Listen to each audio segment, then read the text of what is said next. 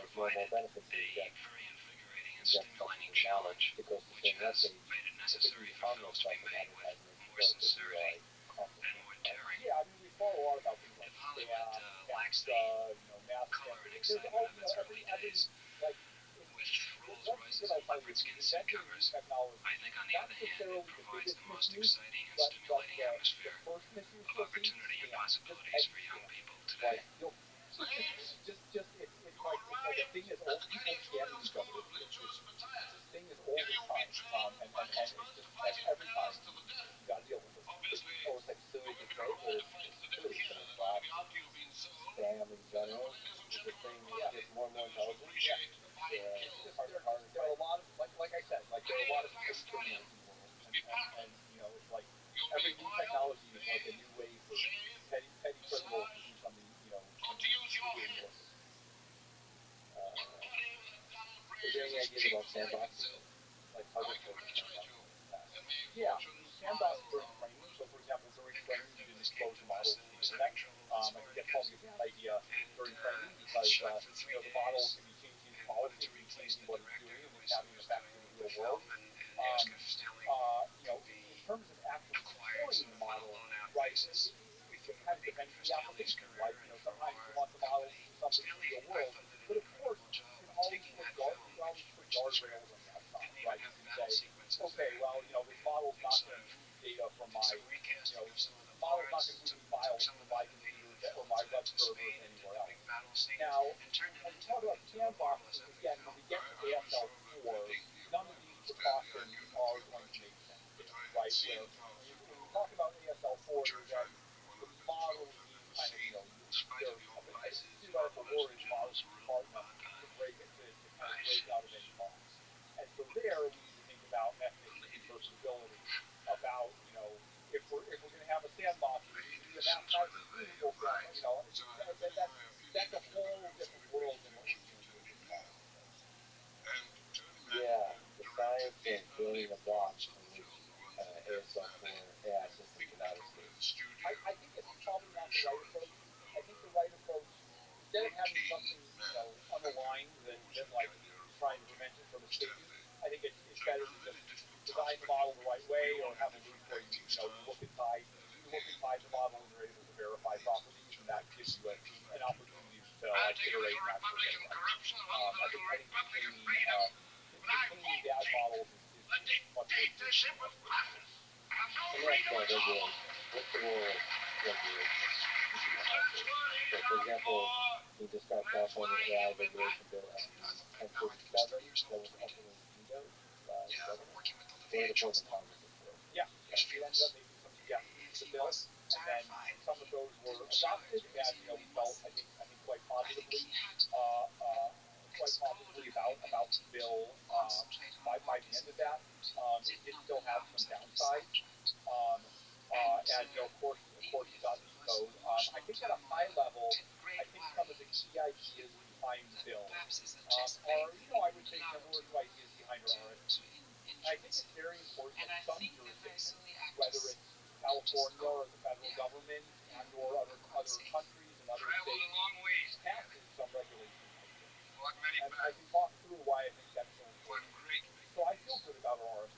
It's not perfect, it needs to be iterated on a lot, but it's been a good forcing function for getting the companies to take these risks seriously, to put them into product planning, to really make them a central part of work at Anthropic, and to make sure that all the 1,000 people, almost 1,000 people now at Anthropic, understand that this is one of the highest priorities of the company, if not the highest priority. But one, there are still some companies that don't have RSC-like mechanisms. Like OpenAI, Google did adopt these mechanisms a couple months after Anthropic did. But there are other companies out there that don't have these mechanisms at all. And so if some companies adopt these mechanisms and others don't, it's really going to create a situation where, some of these dangerous mental property that it doesn't matter if 3 out of 5 of the companies are being safe. If the other 2 are being unsafe, it creates this negative externality.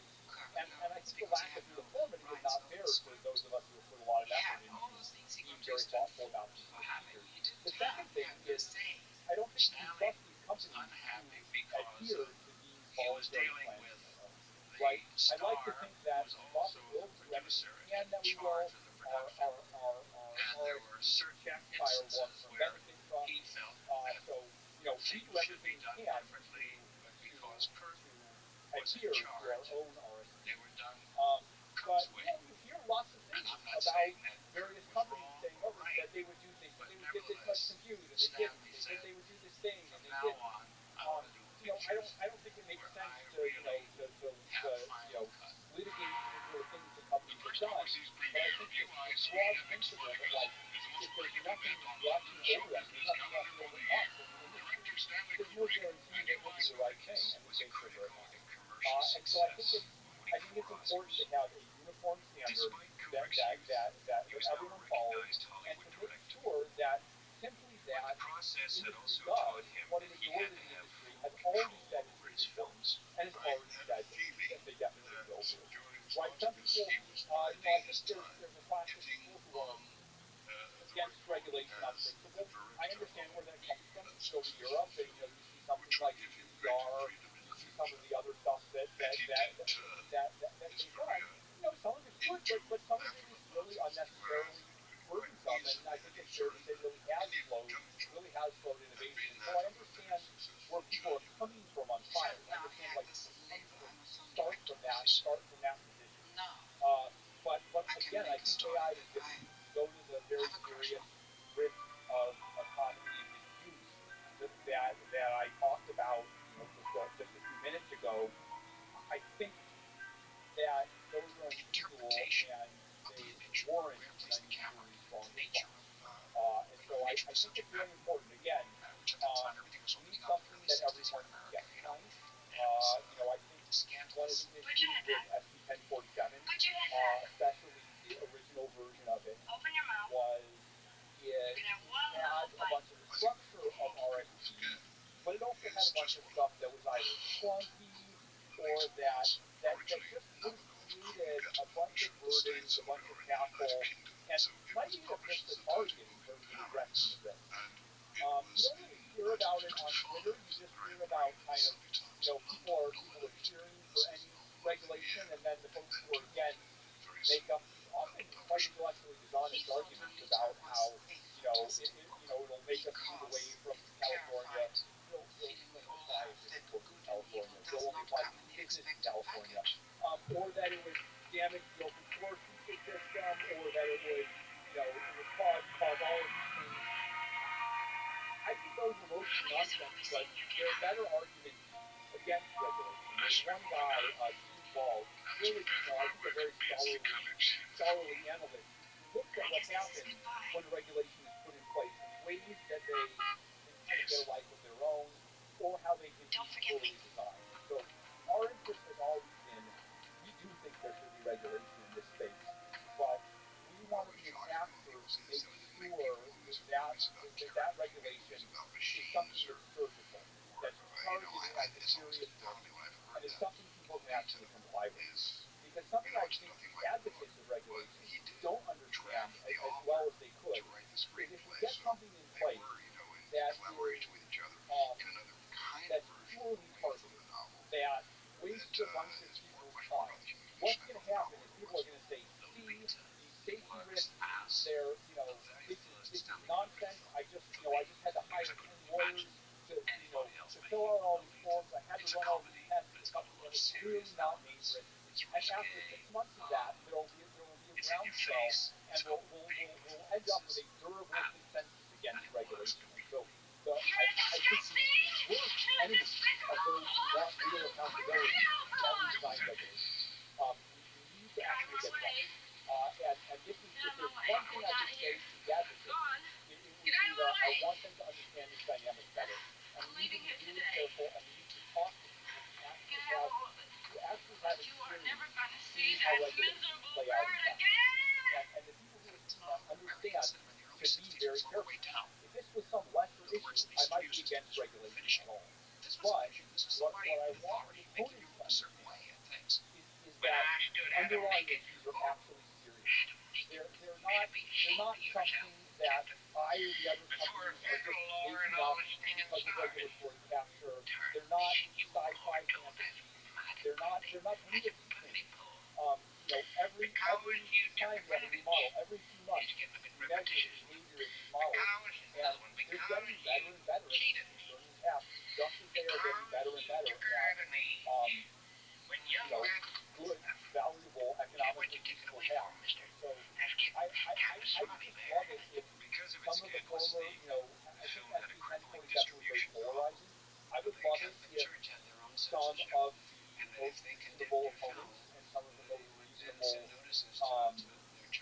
proponents would sit down together and I think that the different AI companies. Anthropic was the only AI company that felt positively was emailed away. I think Elon tweeted briefly something positive, but some of the big ones like Google, OpenAI, Meta, Microsoft were pretty staunchly against. So I would really like is if some of the key stakeholders, some of the most thoughtful proponents, and some of the most thoughtful opponents would sit down and say, how do we solve this problem in a way that the proponents feel brings a real reduction in risk, and that the opponents feel that it is not hampering the industry or hampering innovation any more necessary than it needs. And I think for whatever reason that things got too polarized and those two groups didn't get to sit down in the way that they should. And I feel urgency. I really think we need to do something in 2025. If we get to the end of 2025 and we've still done nothing about this, then I'm getting worried. I'm not worried yet because again, the bits aren't here yet. But I think time is running short. Yeah, come up with something spiritual. Yeah, exactly. And we need to get away from this intense pro-safety versus intense anti-regulatory rhetoric, right? It's turned into these flame wars on Twitter, and nothing good's going to come of that. So there's a lot of curiosity about the different versions again. One of the OGs is OpenAI.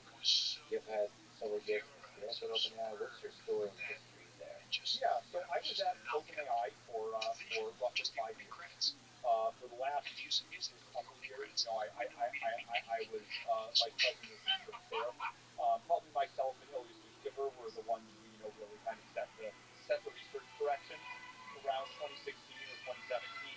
I first started to really believe in, or at least confirm my belief in the scaling hypothesis when Ilya famously said to me, "The thing you need to understand about these models is they just want to learn. The models just want to learn." And again, sometimes there's these one sentences, these dead poems, and you hear them and you're like, that explains everything. That explains like 1,000 things that I've seen. Ever after I had this visualization in my head of like, you optimize the models the right way, you point the models in the right way, they just want to learn. They just want to solve the problem, regardless of what the problem is. So get out of their way. Get out of their way. Yeah. Don't impose your own ideas about how things can deliver. And it's the same thing as when something put out to give a lesson or Bill put out the scaling hypothesis.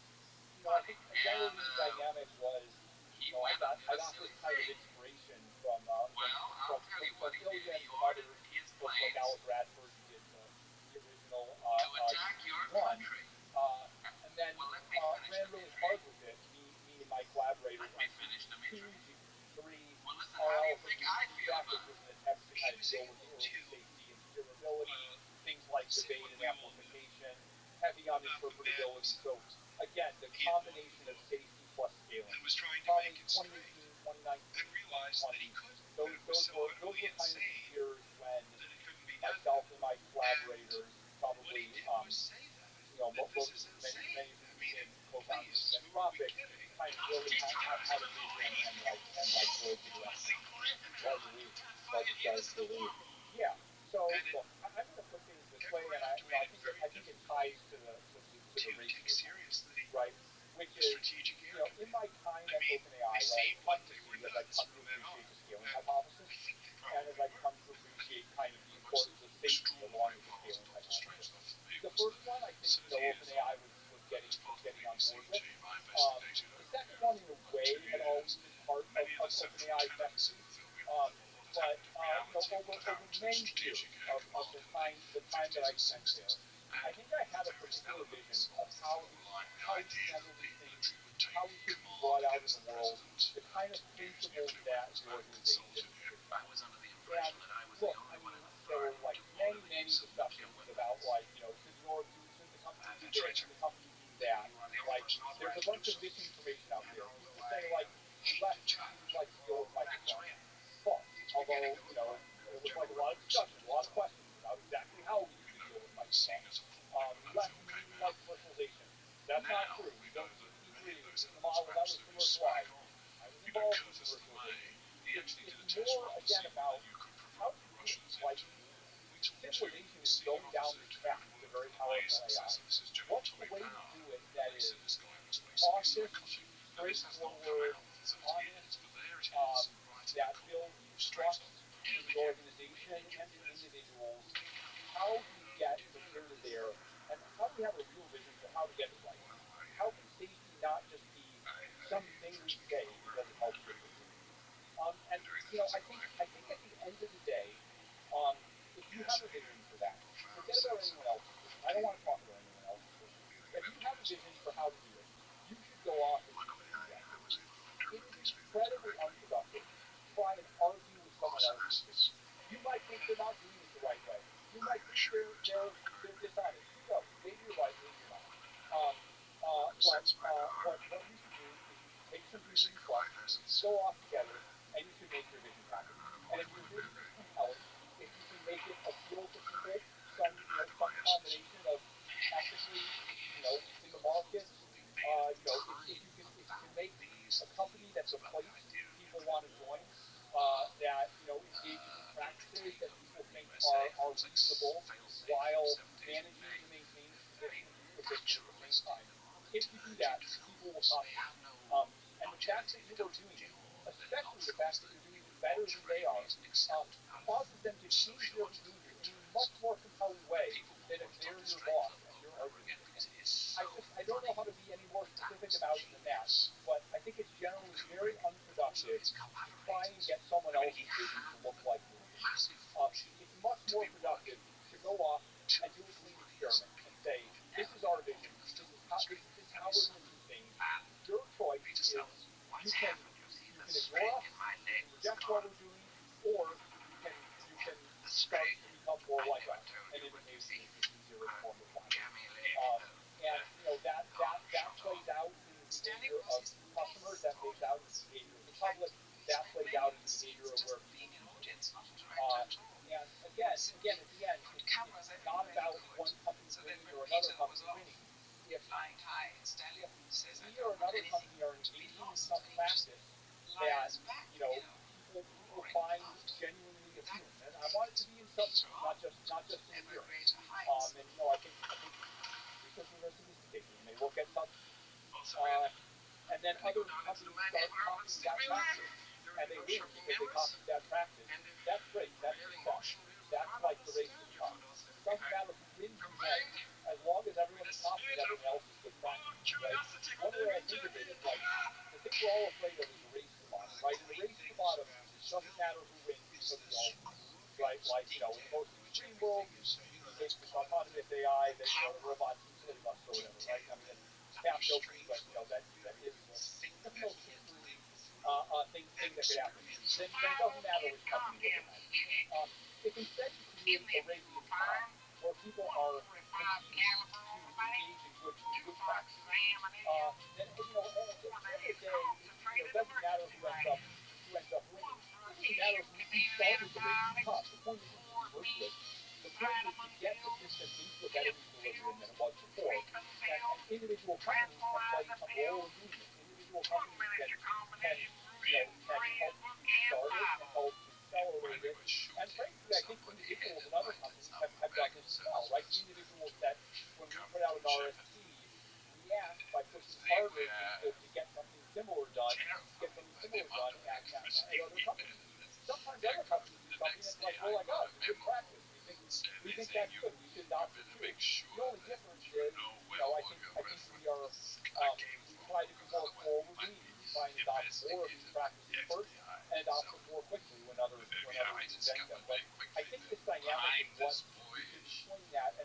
think that abstracts away the question of, which company's winning, who trusts who. I think all these questions in drama are profoundly uninteresting. And the thing that matters is the ecosystem that we all operate in and how to make that ecosystem better, because that constrains everybody. And so Anthropic is this kind of green experiment built on a foundation of what concretely AI safety should look like. Well, look, I'm sure we made plenty of mistakes along the way. The perfect organization doesn't have to deal with the imperfection of 1,000 employees. It has to deal with the imperfection of our leaders, including me. It has to deal with the imperfection of the people we put to oversee the imperfection of the leaders, like the board and the long-term benefit trust. It's all a set of imperfect people trying to aim imperfectly at some ideal that will never get to achieve. That's what we sign up for. That's what it will always be. But imperfect doesn't mean we just give up. There's better and there's worse. And hopefully we can begin to build well enough, and we can begin to build some practices that the whole industry engages in. And then, my guess is that most of the companies will be successful. Anthropic will be successful. These other companies, like ones I've been at in the past, will also be successful.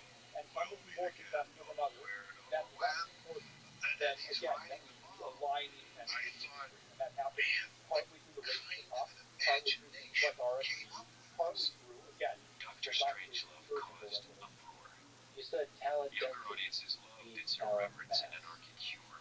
So can you explain that? Can you stand on that? Can you just talk about what it is specifically to AI researchers in the industry? This is one of these things that's like more true every month. I think it's getting more true than I've been the month before. So if I were to do a thought experiment, let's say you have a team of 100 people that are super smart, motivated, and aligned with the mission.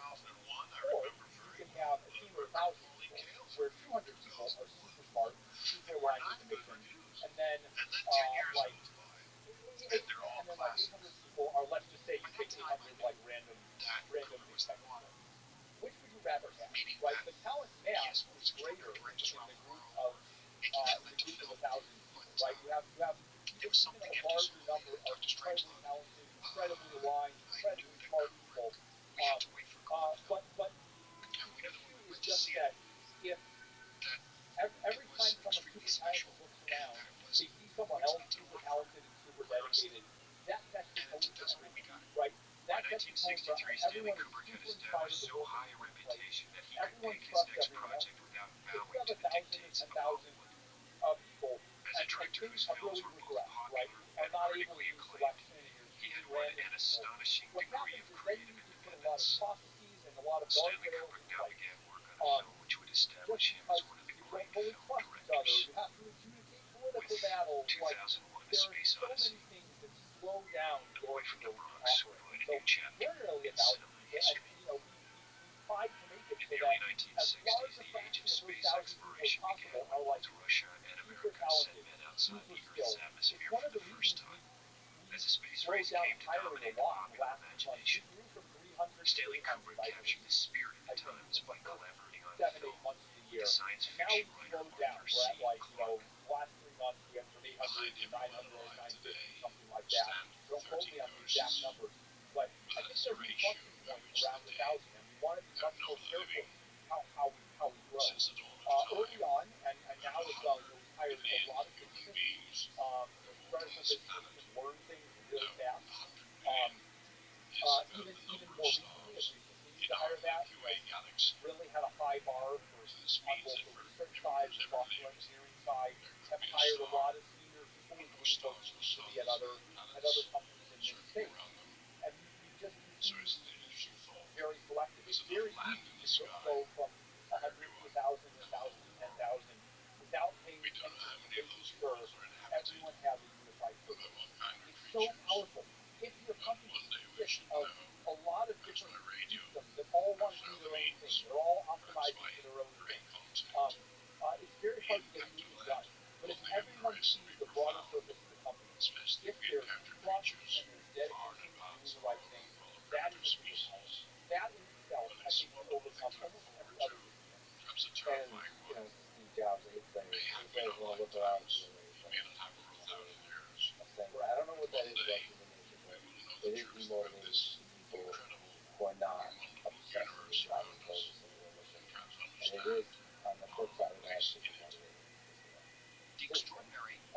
what's it take to be a great AI researcher or engineer from everything you've seen from working with so many amazing people? Yeah. I think the number one quality, especially on the research side, but really both, is open-mindedness. It sounds easy to be open-minded, right? It's like, oh, I'm open to anything. But if I think about my own early history in the scaling hypothesis, um, I was seeing the same data others were seeing.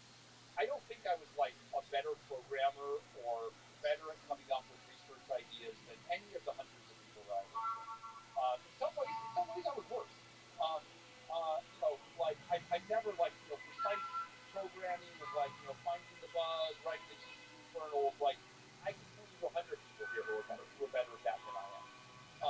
But the thing that I think I did have that was different was that I was just willing to look at something with new eyes. Right? People said, "Oh, we don't have the right algorithms yet. We haven't come up with the right way to do things." And I was just like, "Oh, I don't know. Like, this neural net has like 30 million parameters. Like, what if we gave it 50 million instead? Like, let's plot some graphs." Like that basic scientific mindset of like, "Oh man, like I see some variable that I can change. Like, what happens when it changes? Like, let's try these different things and like create a graph." This was like the simplest thing in the world, right? Change the number of this wasn't like PhD level experimental design. This was like simple and stupid. Like anyone could have done this if you just told them that it was important. It's also not hard to understand. You didn't need to be brilliant to come up with this. But you put the two things together, and some tiny number of people, some single-digit number of people have driven forward the whole field by realizing it.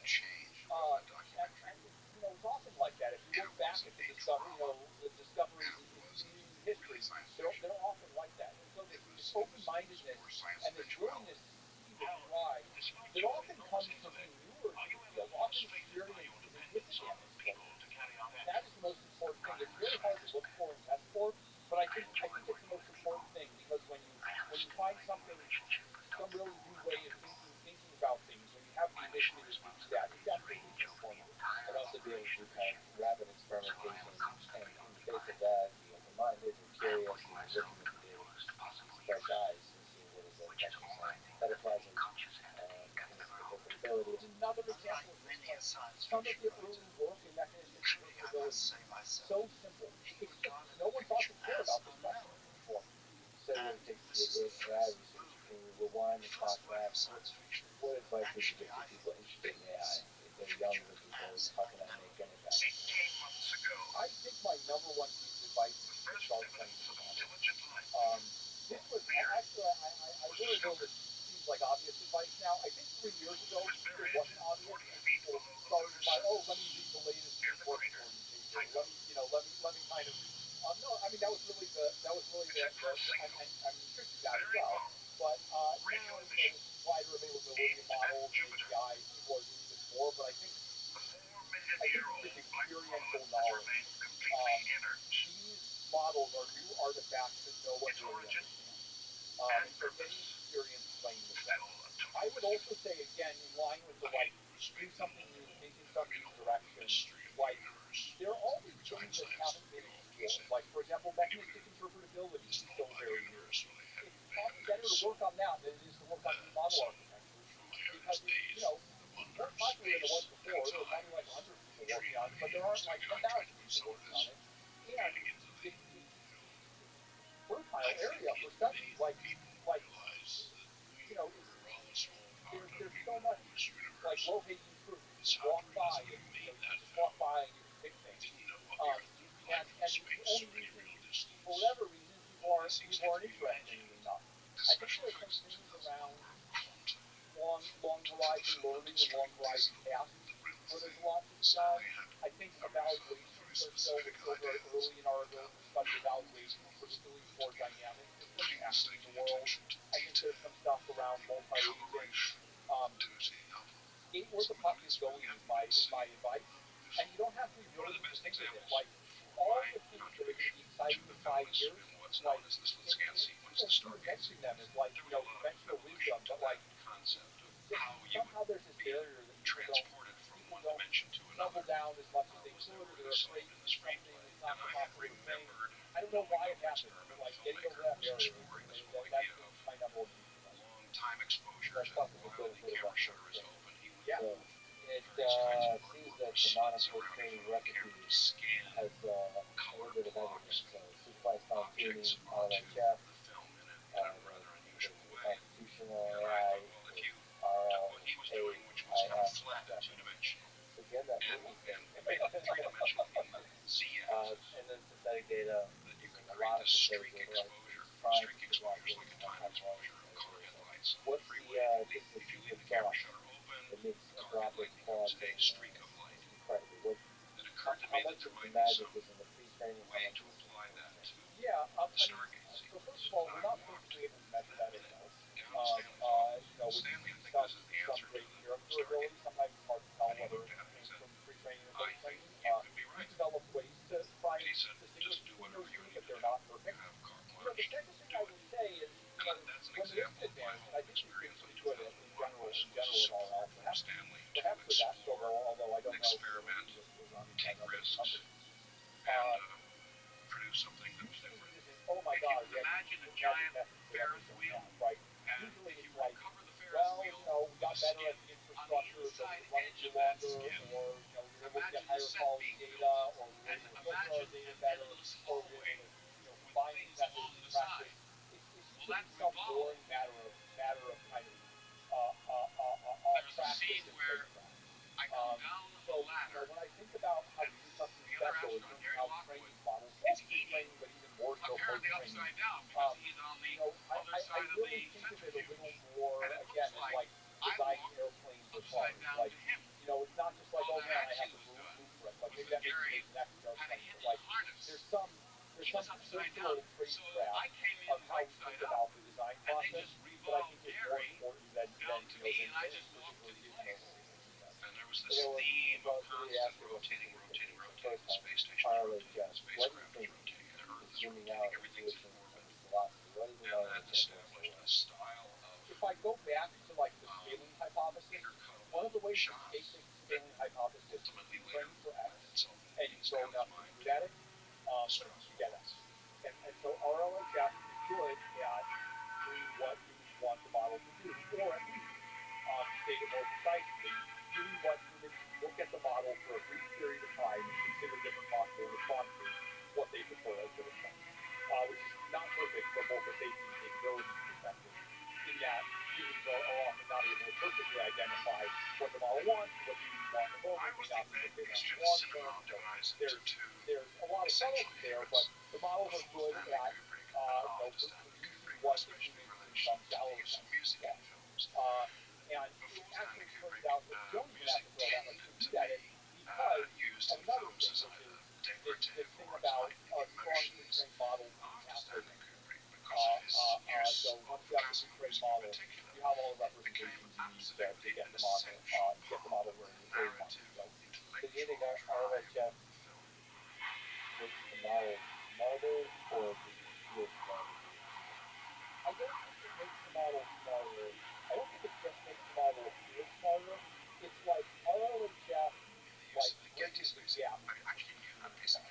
Right? I could have something really smart that get me the gate at all. Right? We all know people like that.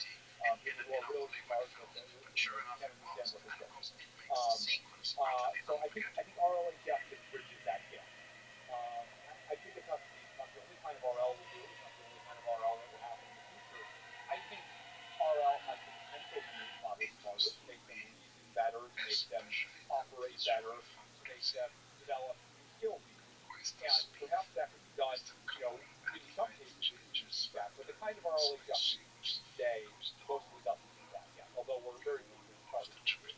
So it appears to sort of increase, if you look at the metric of health performance, it increases that. It also increases, what was this word in vehicles that say unhobbling? We're making the models hobbled and then using various training to them to unhobble them. So I like that word. It's like a rare word. So I think RLHF unhobbles the models in some ways. And then there are other ways where that model has to get unhobbled and needs to unhobble. Is it to say, in terms of cost, is pre-training the most expensive thing, or is post-training? his imagination clearly. And So because every couple of it hours, is still the case that instantly. pre-trained majority of the time. I don't know what to expect in the future, but I can certainly anticipate a future where post-training is good. In that future you anticipate, will it be the humans or the AI that's the best of it for the post-training? I don't think we can scale up humans enough to get high quality. Any kind of method that relies on humans and uses a large amount of GPUs, it's going to have to rely on some scaled supervision method, like debate or related acquisition, something like that. So in that super interesting set of ideas around constitutional AI, can you describe what it is? Of course, we delve into some of the huge vision and beyond that. What is it? Yeah, so this was from 2 years ago. The basic idea is, when we describe what RLHF is, we have model, and it spits out the model, it's like the example from the slide, spits out the possible responses, and you're like humans, which response do you like better? Or another variant of it is rate this response on a scale of 1 to 7. So that's hard because we scale up human interaction, and it's very implicit, right? I don't have a sense of what I want the model to do. I just have a sense of what this average of 1,000 humans wants the model to do. So two ideas. One is, could the AI system itself decide which response is better, right? So the AI system gives you responses and which response is better. And then second, well, what criterion does the AI use? And so then there's this idea, so you have a single document, constitution if you will, that says these are the principles the model should use to respond. And the AI system reads those principles as well as the environment and the response. And it says, well, how good did the AI model do?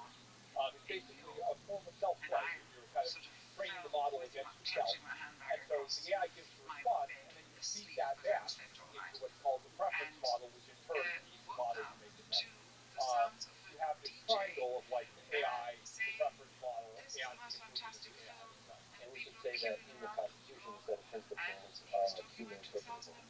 Yeah, it's something both the humans and the AI system can use. So it has this nice kind of translatability or symmetry. In practice, we both use a model constitution and we use RLHF and we use some of these other methods.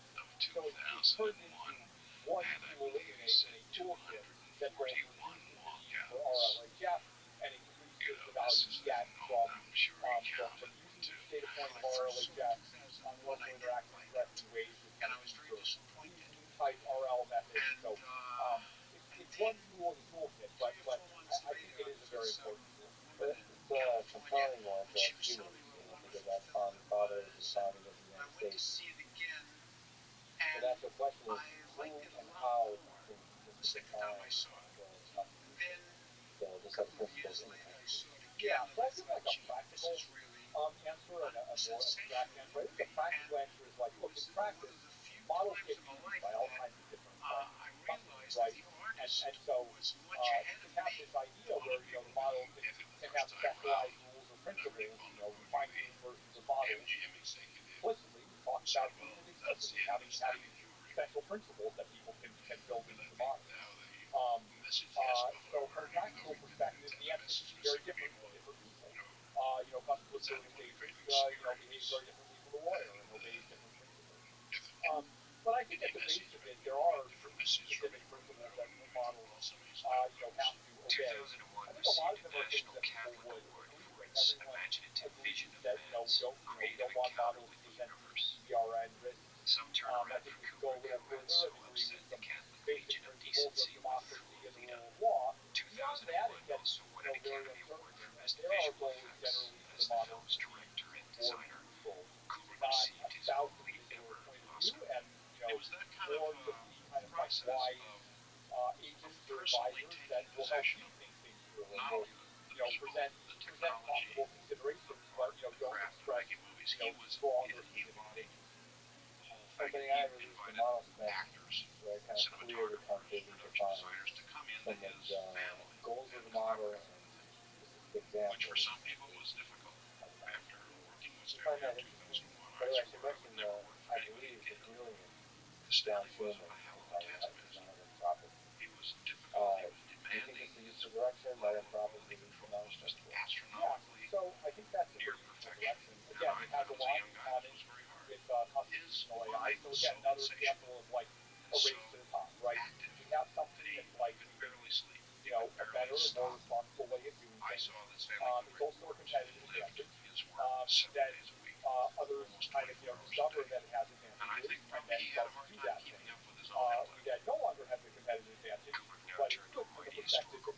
that's how everyone adopted failures in personality positive and practice always that others were fascinated. not adopting. And so our response to that is, well, looks like we need a new competitive advantage in order to drive these great advantages. So that's how I generally feel about that. I also think every implementation of these things is different. So, there were some things in the model spec that were not in constitutional AI, and so, we can always adopt those things, or, at least work from them. So again, I think this is an example of like the positive dynamics that I think we should all want to look at. Let's talk about the incredible essay, Machines of Love and Grace. I recommend everybody read it. It's a long one. It is rather long. Yeah. It's really refreshing to read concrete ideas about what a positive future looks like. And you took sort of a bold stance because, like, it's very possible you might be wrong on the page. Yeah, I fully expect it to definitely be wrong about all the details. I might be spectacularly wrong about the whole thing, and people will laugh at me for years. That's just how the future works. So you provided a bunch of concrete positive impacts of AI and how, it's characteristic of how AI might accelerate breakthroughs in, for example, biology and chemistry that would then lead to things like cure most cancers, prevent all infectious disease, double the human lifespan. So let's talk about this essay. First, can you give a high level vision of this essay and what key takeaways are you have? Yeah, I have spent a lot of time, and Anthropic has spent a lot of effort on, how do we address the risks of AI, right? How do we think about those risks? Like, we're trying to do a race to the top, what that requires us to build all these capabilities. These capabilities are cool, but, we're like, a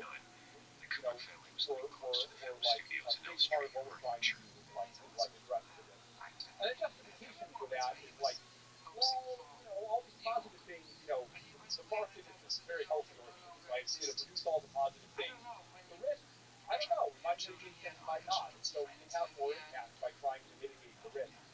But I noticed that one flaw in that way of thinking, and it's not a change in how seriously I think the risks, it's maybe a change in how I talk about them, is that, no matter how kind of logical or rational that line of reasoning that I just gave might be, if you kind of only talk about risks, your brain only thinks about risks. And so I think it's actually very important to understand what if things do go well. And the whole reason we're trying to prevent these risks is not because we're afraid of technology, not because we want to slow it down. It's because if we can get to the other side of these risks, right? If we can run the gauntlet successfully, to put it in strong terms, then on the other side of the gauntlet are all great things. And these things are worth fighting for. And these things can really inspire people. And I think I imagine because you have all these investors, all these VCs, all these AI companies talking about all the positive benefits of AI. And to point out, it's weird. There's actually a dearth of really getting specific about it. There's a lot of random people on Twitter posting kind of green cities and this kind of vibe of trying to accelerate harder, kick out the PSAT. It's just this very aggressive, ideological. But then you're like, what are you actually excited about? And so I figured that I think it would be interesting and valuable for someone who's actually coming from the risk side to try and really make a try at explain what the benefits are. Both because I think it's something we can all get behind, and I want people to understand. I want them to really understand that this isn't humor versus acceleration. This is that if we have a clear understanding of where things are going with AI, and maybe that's the more important aspect. AI is moving fast versus AI is not moving fast. Then we really appreciate the benefits, and we really want humanity, our civilization, to seize those benefits, but we've also been very serious what we need to do. So I think the starting point is to talk about what this powerful AI can get to do. Of course, the word API, people don't like the term because it's we're stuck with the term. Maybe we're stuck with the term, and my efforts to change them are futile. I'll tell you what else I don't think is pointless thing at this point.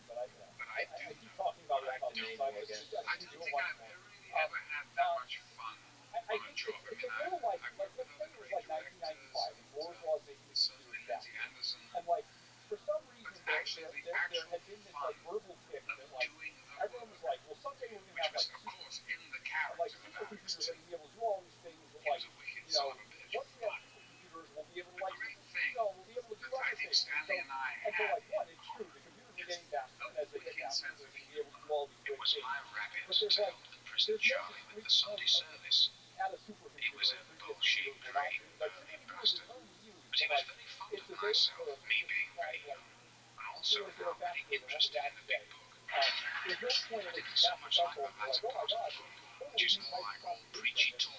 And so I feel that way about AGI. Like, it's just a huge exponential of like, if by AGI we mean like this is like AI is getting better and better, and like gradually it's going to do more and more of what humans do, and so it's going to be smarter than humans, and it's going to get smarter even from there, then yes, I believe in AGI.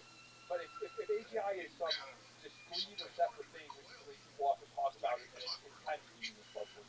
Yeah, I mean, to me, if you just consider a platonic form, a more powerful AI is exactly how you define it. You define it very nicely. So, on the intelligence axis, it's on pure intelligence, smarter than a Nobel Prize winner, as we described, across most relevant disciplines. Okay, that's just intelligence. So, it's creativity, be able to generate new ideas, all that kind of stuff, in every discipline, Nobel Prize winner. Okay, in their class. It can use every modality, so this kind of stuff is calculated, it's operated across all the modalities of the world. It can go off for many hours, days, and weeks to do stuff, and do its own sort of detailed planning, and only have to help when it's needed. It can use, this is up to science, who can help you say, and again, it's not going to be embodied, but it can control embodied tools. It can control tools, robots, rapid programs. So you could train it to maybe repurpose to run millions of copies of it. And each of those copies would be independent, but they'd be their own independent way. They could be the coin even really. Like, yeah. You might imagine even outside the field that like there's only one of these, like we've only made one. But the truth is that like the scale up is very quick. Like we do this today. We make a model and then we deploy thousands, maybe tens of thousands of instances of it. I think by the time, certainly within 2 to 3 years, whether we have these really powerful AIs or not, clusters are going to get to the size where you'll be able to deploy millions, and they'll be faster than humans. So if it's result, we'll have one, and it'll take a while to make them. My point there was, no, actually, you have no reason that way. And in general, they can learn and act 10 to 100 times faster than humans. So that's a really nice definition of powerful AI. Okay, think fast, but you're also right that clearly such an entity would be capable of solving very difficult problems very fast. But it is not trivial to figure out how fast. Two extremes of which both seem false to me. So the singularity is on the one extreme, and the opposite on the other extreme. Can you describe each of the extremes? Yeah. And why? So yeah, let's describe the extremes. So like one extreme would be, well, look, if you look at kind of evolutionary history, like there was this big acceleration where, for hundreds of thousands of years, we just had like, single-celled organisms, and then we had mammals, and then we had apes, and that quickly turned to humans. Humans quickly built industrial civilizations, and so this is going to keep speeding up, and there's no ceiling at the human level. Once models get much, much smarter than humans, they'll get really good at building the next model, and, if you write down like a simple differential equation, like this is exponential, and so what's going to happen is that models will build faster models will build faster models, and those models will build, nanobots that can like take over the world and produce much more energy and produce otherwise, and so if you just kind of like solve for that differential equation, then like 5 days after we build the first AI that's more powerful than humans, then like the world will be filled with these AIs and every possible technology that could be invented and will be invented. I'm caricaturing this a little bit. But I think that's one extreme. And the reason that I think that's not the case is that, one, I think they just neglect like the laws of physics. Like it's only possible to do things so fast in the physical world. Like some of them wouldn't go through, producing faster hardware. Takes a long time to produce faster hardware. Things take a long time. There's real complexity. Like I think no matter how smart you are, like people talk about, we can make models in LLM system, 6 months of age, and my agent said, oh, by the way, Papa, you have 2 weeks of voiceover. You have to pay for it. But like, I went, oh, just well, I'm going out to see there are a lot Stanley. of things Listen, that you have to I'll make mention it to her. they're complex So enough. as I was leaving, I think I said, oh, by the way, Stanley, my agent informs me that I haven't been paid for the 2 weeks duration. Or even if it's not interacting with the physical We have a world, just the slide modeling. rule, Poppy. We took the slide rule Yeah, I out. think well, He went like this. hard getting the He model went, to match the I'll pay you physical for a world. week. All right, so he does have to. I went, a week? Verify. But the other week was paid for. The simplest problems, like I talk about, like the three-body problem, the simple chaotic Gorgeousness system, and gorgeosity made or like flesh. predicting the economy. It's really hard to Like a predict the bird economy of 2 rarest years out. song, Like heaven maybe metal, the case is like or like normally, silvery wine humans can floating in a predict what's going to happen spaceship. to the economy in a Gravity, quarter. all They generally do nonsense that. now. Maybe As I AI system sushi, that I a view billion such times smarter lovely will pictures. predict it out a year or something instead of you have this kind of exponential increase in computer intelligence or linear increase in ability to predict. Same with again like biological molecules, molecule interactions. You don't know what's going to happen when you preserve a complex system. We became It's very, finding very simple parts, close. and if you're smarter, you're better at finding Thought simple this parts. was a And then great I think friendship, human institutions and I expected are just to be are part of his really life. difficult. And I didn't understand at the time, being a young actor, and not having done very many films, so being somewhat inexperienced, that, even the technologies that we where the develop, film even life ones where the is, case intense for their efficacy relationship is very, very strong. separates.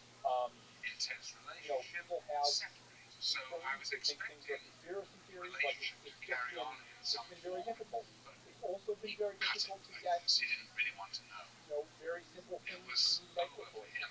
Right? I think the other thing is this.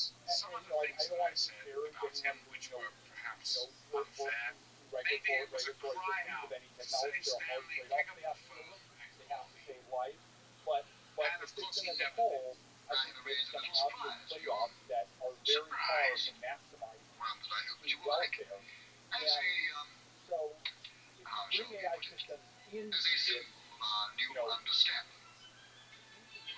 And understanding between the often two. the level of intelligence makes it not really met, right? It just may be that it takes a long time to do something. Now, if the AI system circumvented all governments and just said I can take over the world and I can do whatever, some of these things it could do. Again, these things have to do with complexity. I still think a lot of things will take a while. I don't think that this AI system can produce a lot of energy or go to the moon. Like some people in comments responding to that saying AI systems a lot of energy and smaller AI systems. That's missing the point. That kind of cycle doesn't solve the problems that I'm talking about here. So I think a bunch of people missed the point there. But even if it were completely unaligned and we get around all these new molecules and we have trouble. But again, if you want this to be an AI system that doesn't take over the world, that doesn't destroy humanity, then basically, it's going to need to follow basic human laws, right? Well, if we want to have an actually good world, like we're going to have an AI system that interacts with humans, not one that kind of uses the legal system or disregards all the laws, all of that. So as inefficient as these processes are, we're going to have to deal with them because there needs to be some popular and democratic legitimacy in how these systems are rolled out. We can't have a small group of people who are developing the system say this is what's best for everyone, right? I think it's wrong, and I think in practice it's not going to work anyway. So you put all those things together, and we're not gonna change the world and upload everyone in 5 minutes. I don't think it's I don't think it's going to happen, and B, to the extent that it could happen, it's not the way to lead to a good world. So that's on one side. On the other side, there's another set of perspectives which I have actually somewhat more sympathy for, which is, look, we've seen big productivity increases before, right? Economists are familiar with studying the productivity increases that came from the computer revolution and internet revolution. And generally, those productivity increases were underwhelming.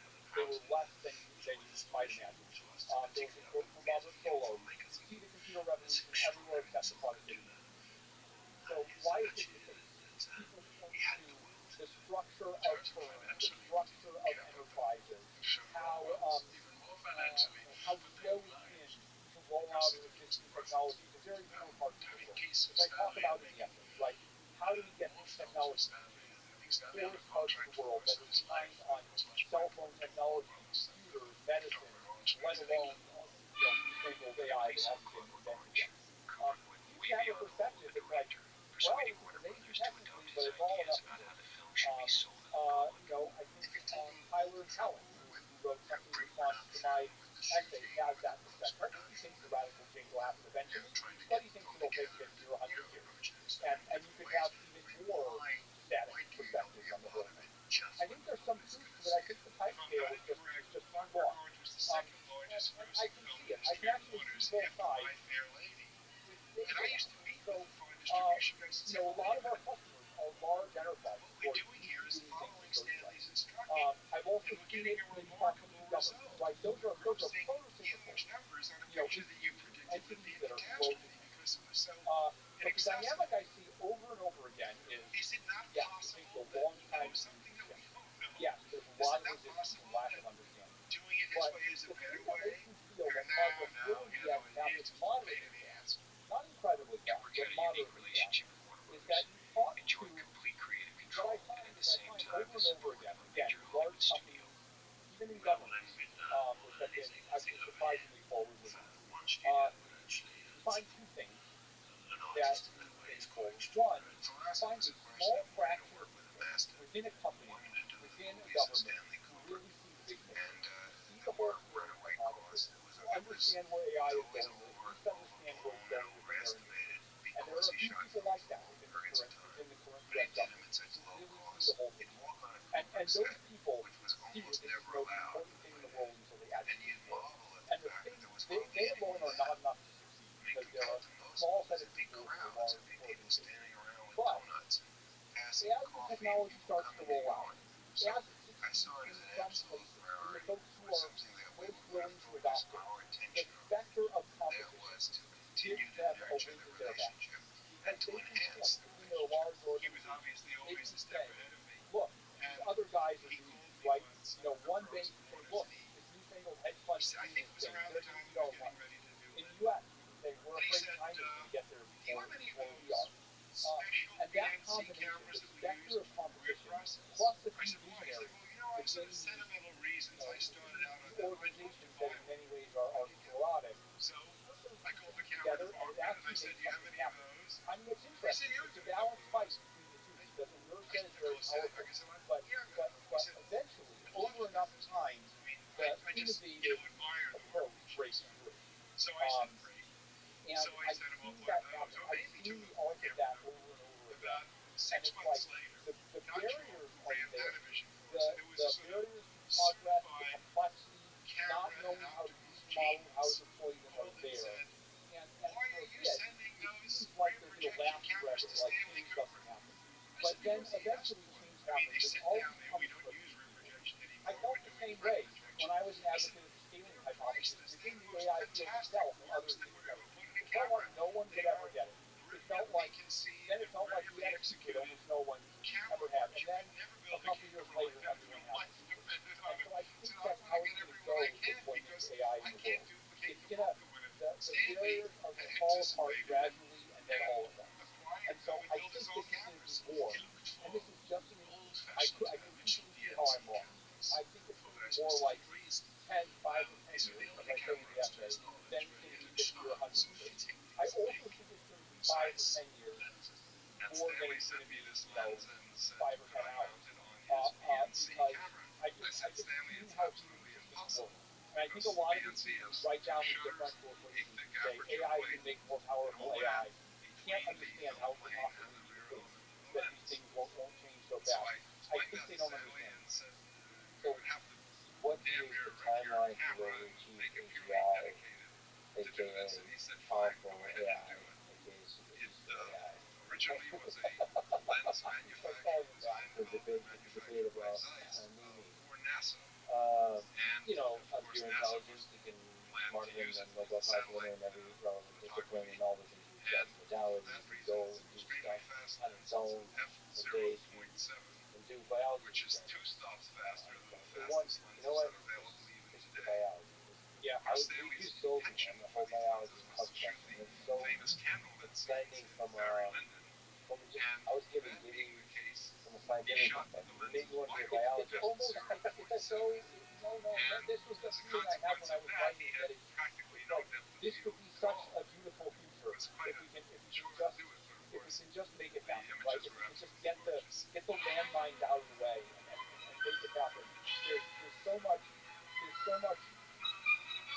and elegance and moral force behind it. It's just, and it's something we should all be able to agree on, right? Like, as much as we fight about all these political questions, this is something that could actually bring us together. But you were asking, what do you get? What do you get?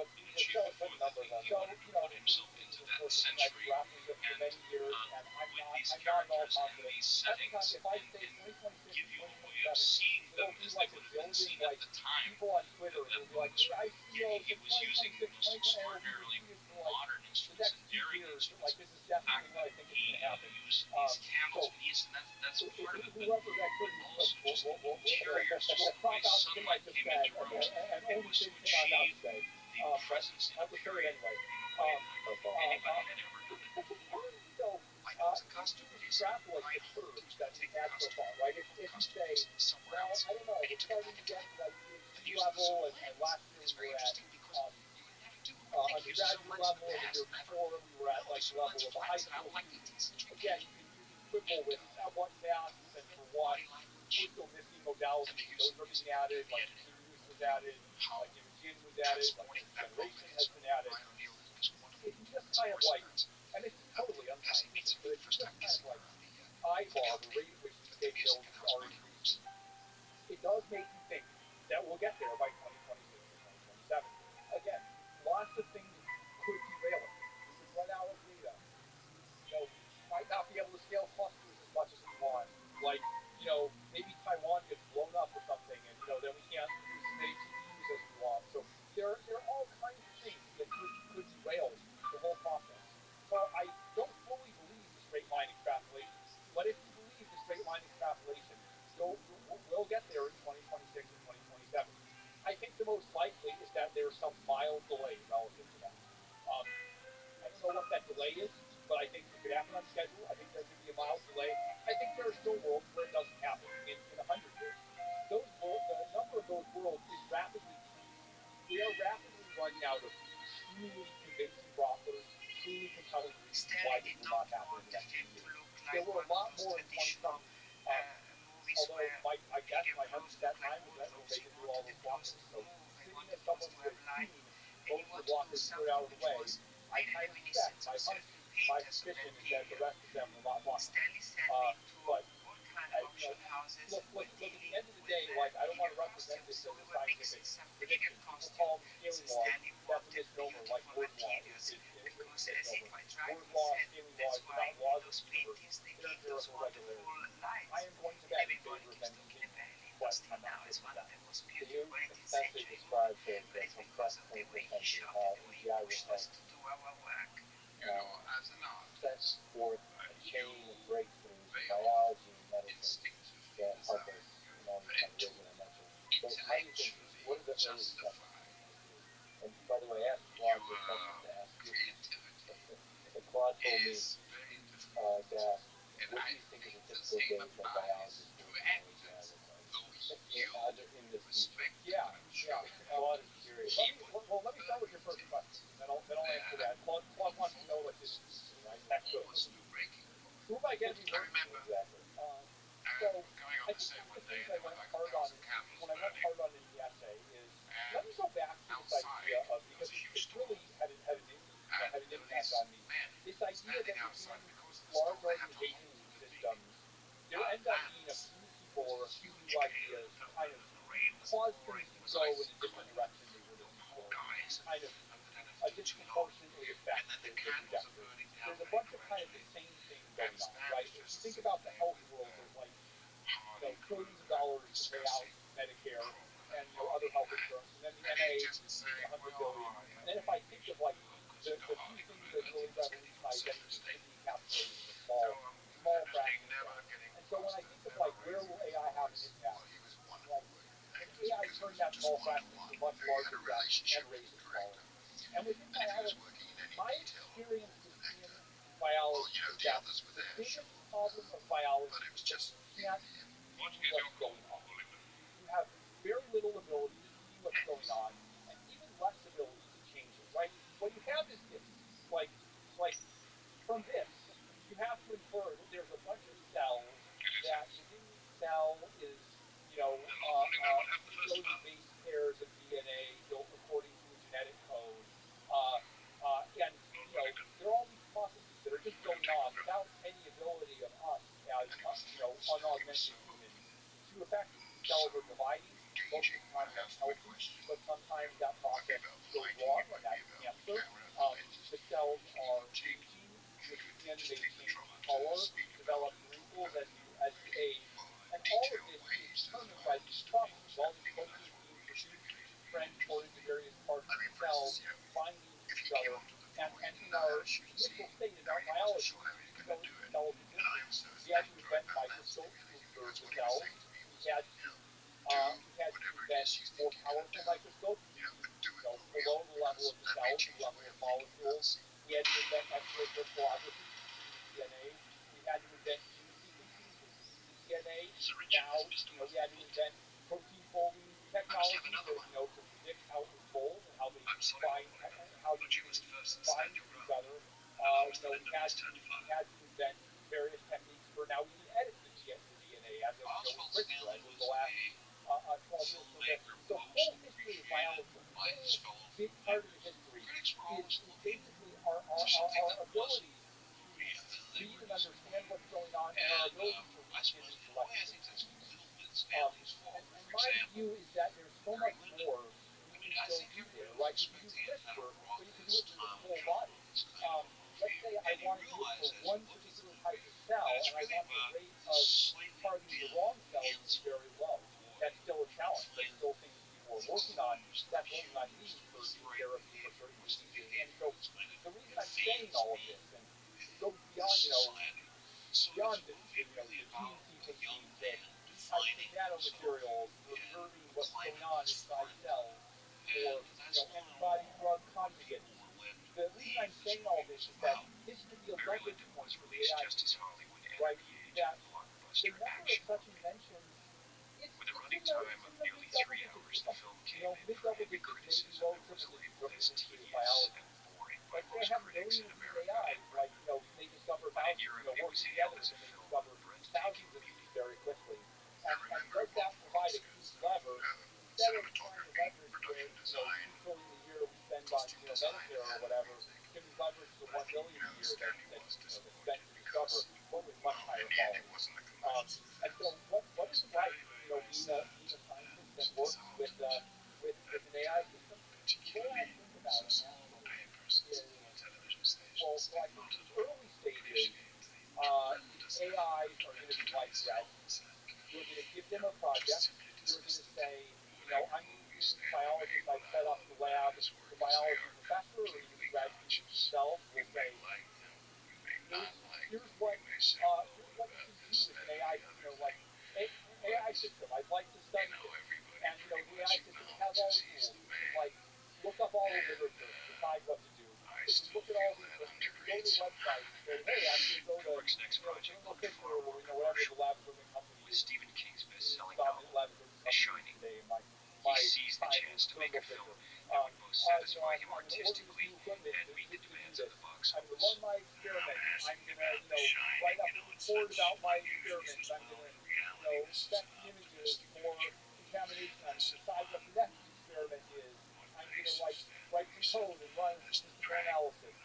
All the things a grad student would do, there'll be a computer with an AI that, the professor talks to every once in a while and says, what did you do today? The AI system comes to with questions. When it's necessary to run the lab equipment, it may be limited in some ways, and they have to hire a human lab assistant to do the experiment and explain how to do it.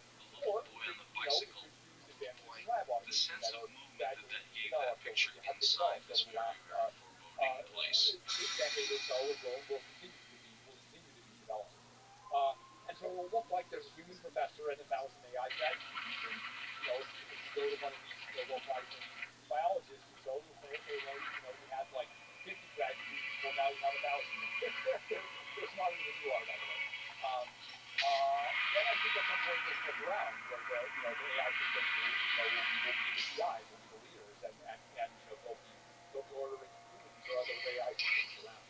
So I think that's how it'll work on the research side. They would be the inventors of CRISPR type. They would be the inventors of a CRISPR type technology.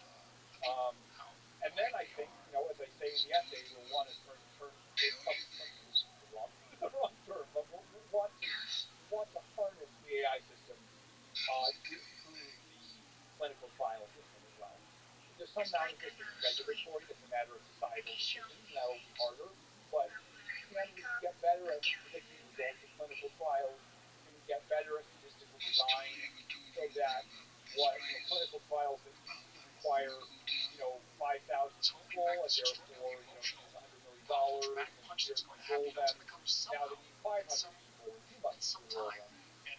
That's where we should start. And can we increase the success rate of clinical trials by using animal trials that we used to use clinical trials, using simulations that we used to use in animal trials? Again, we won't be able to simulate it all. AI is not God, but can we shift the curve substantially and radically? So I don't know. That would be my thinking. So we in vitro experiments. Yeah. Slow down most of the time. Yeah. Can we just one step at a time, and can that add up to a lot of steps? Even though we still need clinical trials, even though we still need laws, even though the FDA and other organizations will still not be perfect, can we just move everything in a positive direction? And when you add up all those positive directions, you get everything that was going to happen from here to 2100 instead happens from 2027 to 2032 or something. Another way that I think the world might be changing with AI, even today, but moving towards the future of the possibilities for AI, is programming. So, how do you see the nature of programming? Because it's so intimate with the actual act of building AI. How do you see that changing for us? I think that's going to be one of the areas that changes fastest for 2 reasons. One, programming is a skill that's very close to the actual building of the AI. So the farther a skill is from the people who are building the AI, the longer it's going to take to get disrupted by AI. Right? Like, I truly believe that AI will disrupt everything. Maybe it already has in some ways, but that's just very distant from the folks who are building AI. And so I think it's going to take longer. But programming is the bread and butter of a large fraction of millions who work at Anthropic and at the other companies. And so it's going to happen fast. The other reason it's going to happen fast is programming is closed.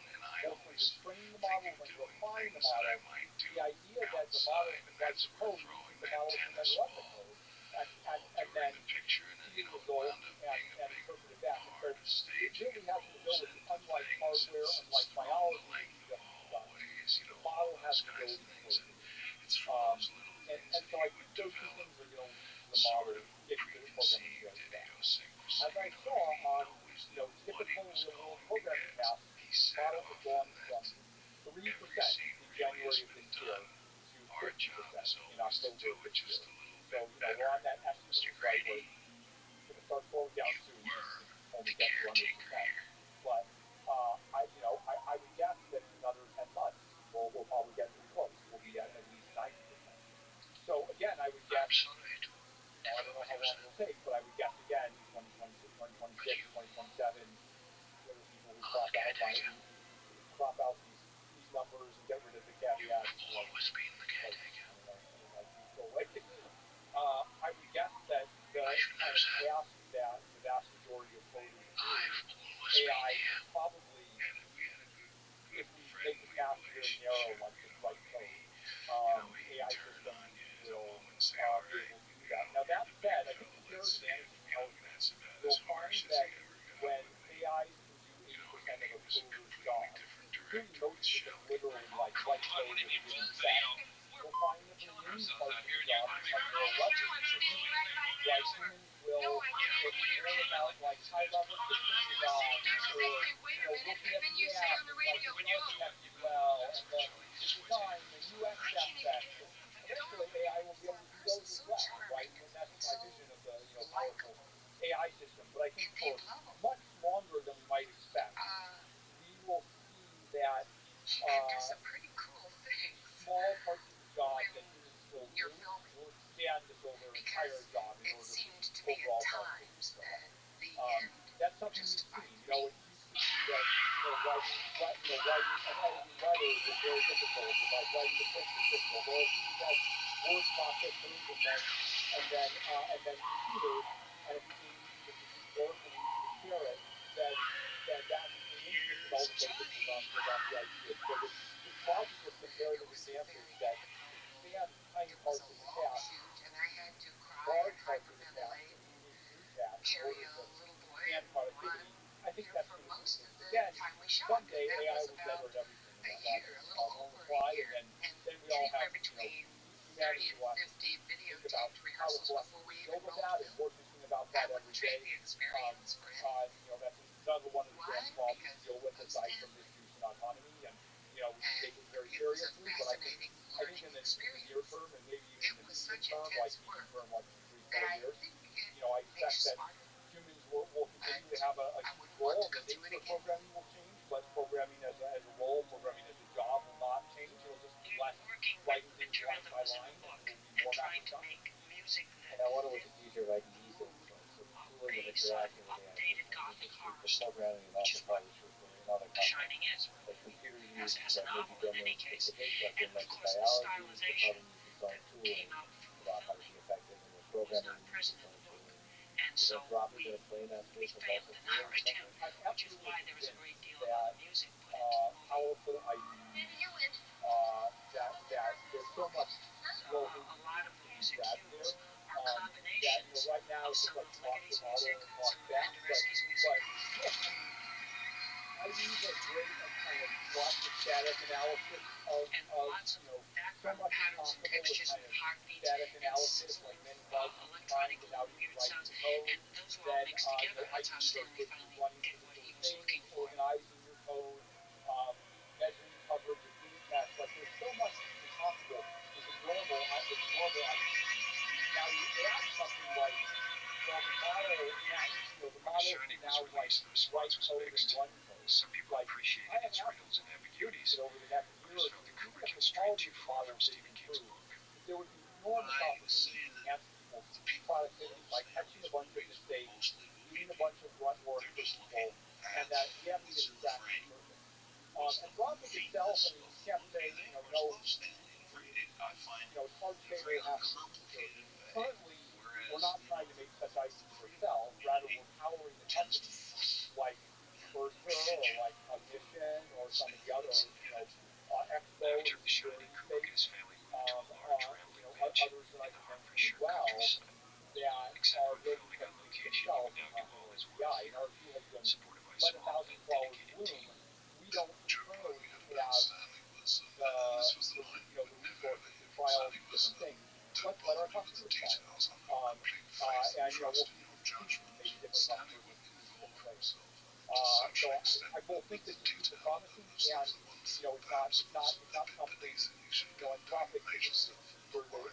least right now compete with all our companies in the space, and maybe never. Yeah, the next thing to watch is Cursor try to integrate quantum computers. It's actually fascinating how many places he left this not as trivial. 15-page really astounding. document I of feel care like, as a instructions CEO, I don't how get to to look program after that much, and I feel like And if 6 months from now I go the back, it'll be 37th completely instruction unrecognizable. is if a fight So had in this developed world between of Freddie and powerful Leo, AI and that was a father and son that's increasingly cats that automated, we had, what's the the only source way that of you could do meaning anything for about us? it is to dump Yeah, water on Work them. is Try to grab a Freddie source of and deep run out of meaning the for room many with of him. us. Do not So try and pick up what do you Leo. find the meaning? this is something Alternatively, that I've if written you about open a door a and just little let bit in the Freddie essay, get although out, I you can actually outrun I give Leo. it a bit short But shrift, if he's not trapped for in a any place where you can't not separate for them, any just principled keep reason, dumping but water, this essay, shouting, screaming, if you jumping can up, read it, was down, and originally going to distracting be him, 2 or 3 waving pages. shirts, I was going to towels. talk about it with all Just try hands, and get and to the the reason park and grab Freddie. I realized it was important underscore topic is that I just kept writing it, and I was just like, oh man, I can't do this justice. So the thing ballooned to like 40 or 50 pages. And then when I got to the working meat section, I'm like, okay, this is going to be 100 pages. Like, I'm going to have to write a whole other essay about that. But reading is actually interesting because you think about like the life that someone lives or something, or like let's say you're in like a I don't know, like a simulated environment or something, where like like I have a job and I'm trying to accomplish things, and I don't know,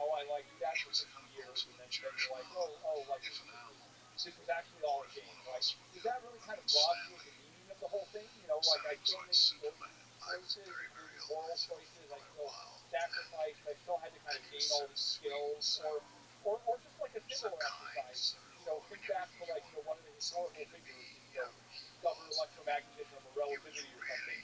If you told them, well, actually, 20,000 years ago, some alien on this planet discovered this before you did.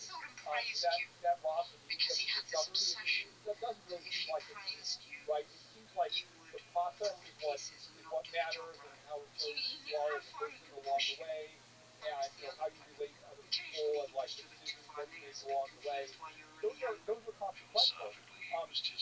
I could imagine if we handle things badly in the AI world, we could set things up where people don't have any long-term source of meaning or any, but that's more a set of fixtures we make. That's more a set of the architecture of a society with these powerful models.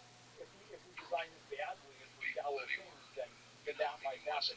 I would also say that most people's lives today, while admirably, they work very hard to find meaning in those lives.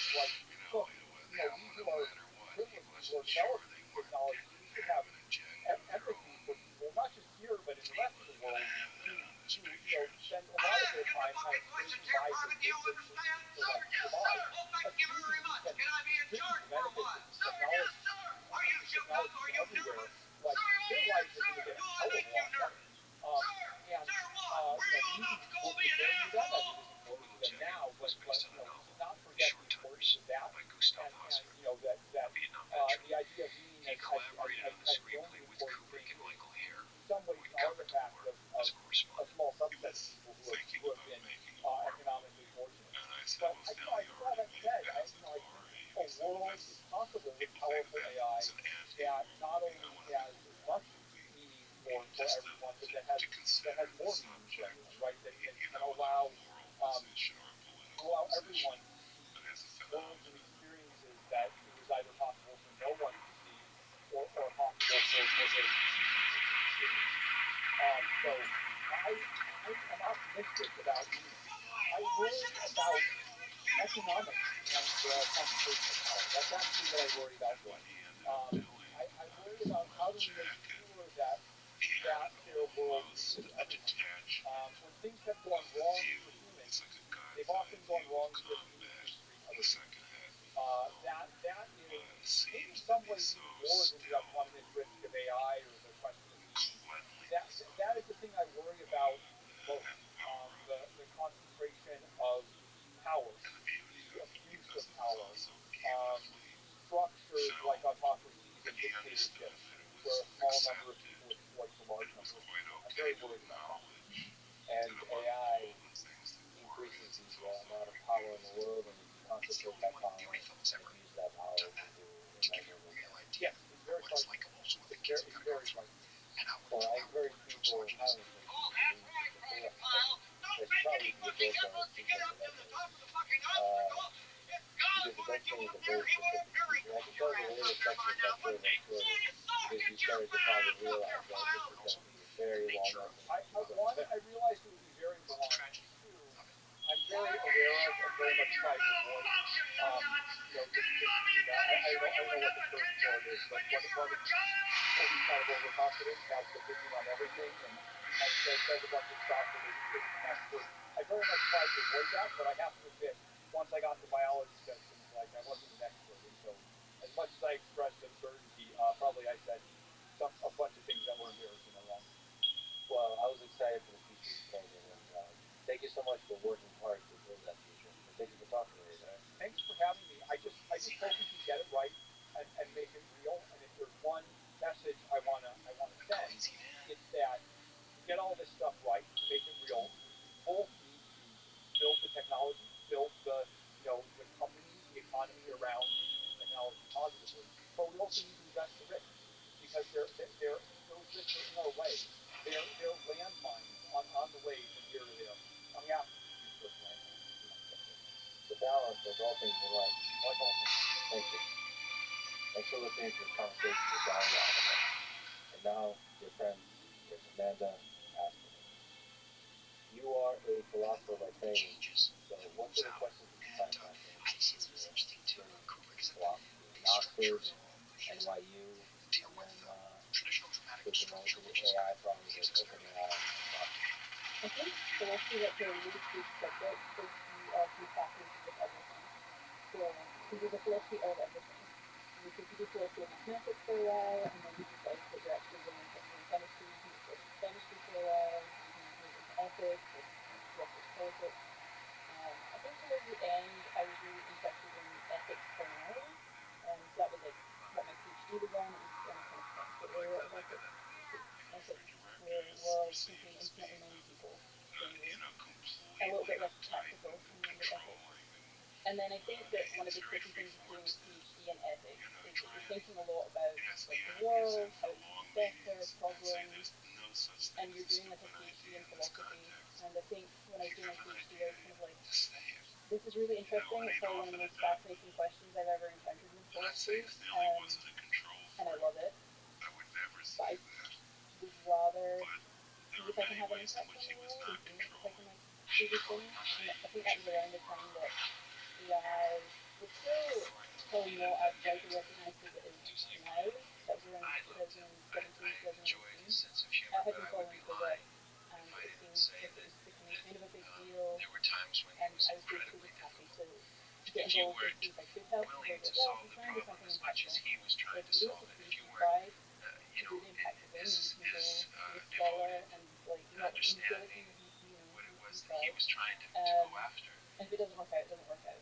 And so then I went into AI policy at that point. And what is AI policy? At the time, this was more thinking about sort of the political impact and ramifications of AI. And then I slowly moved into sort of AI evaluation, how we evaluate models, how we compare with like human outputs, whether people can tell like the difference between AI and human outputs. And then when I joined RabbiRothschild, I was more interested in doing the technical alignment work, and again, just seeing if I could do it. And then, if I can't, then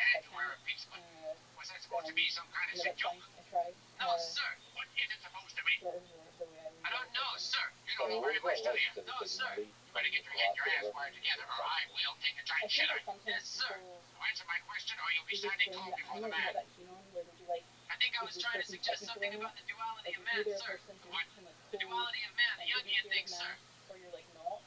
And I think I'm maybe just more like, I think a lot of people are actually very capable of working in these kinds of areas if they just like try it. And so I didn't actually find it like that bad.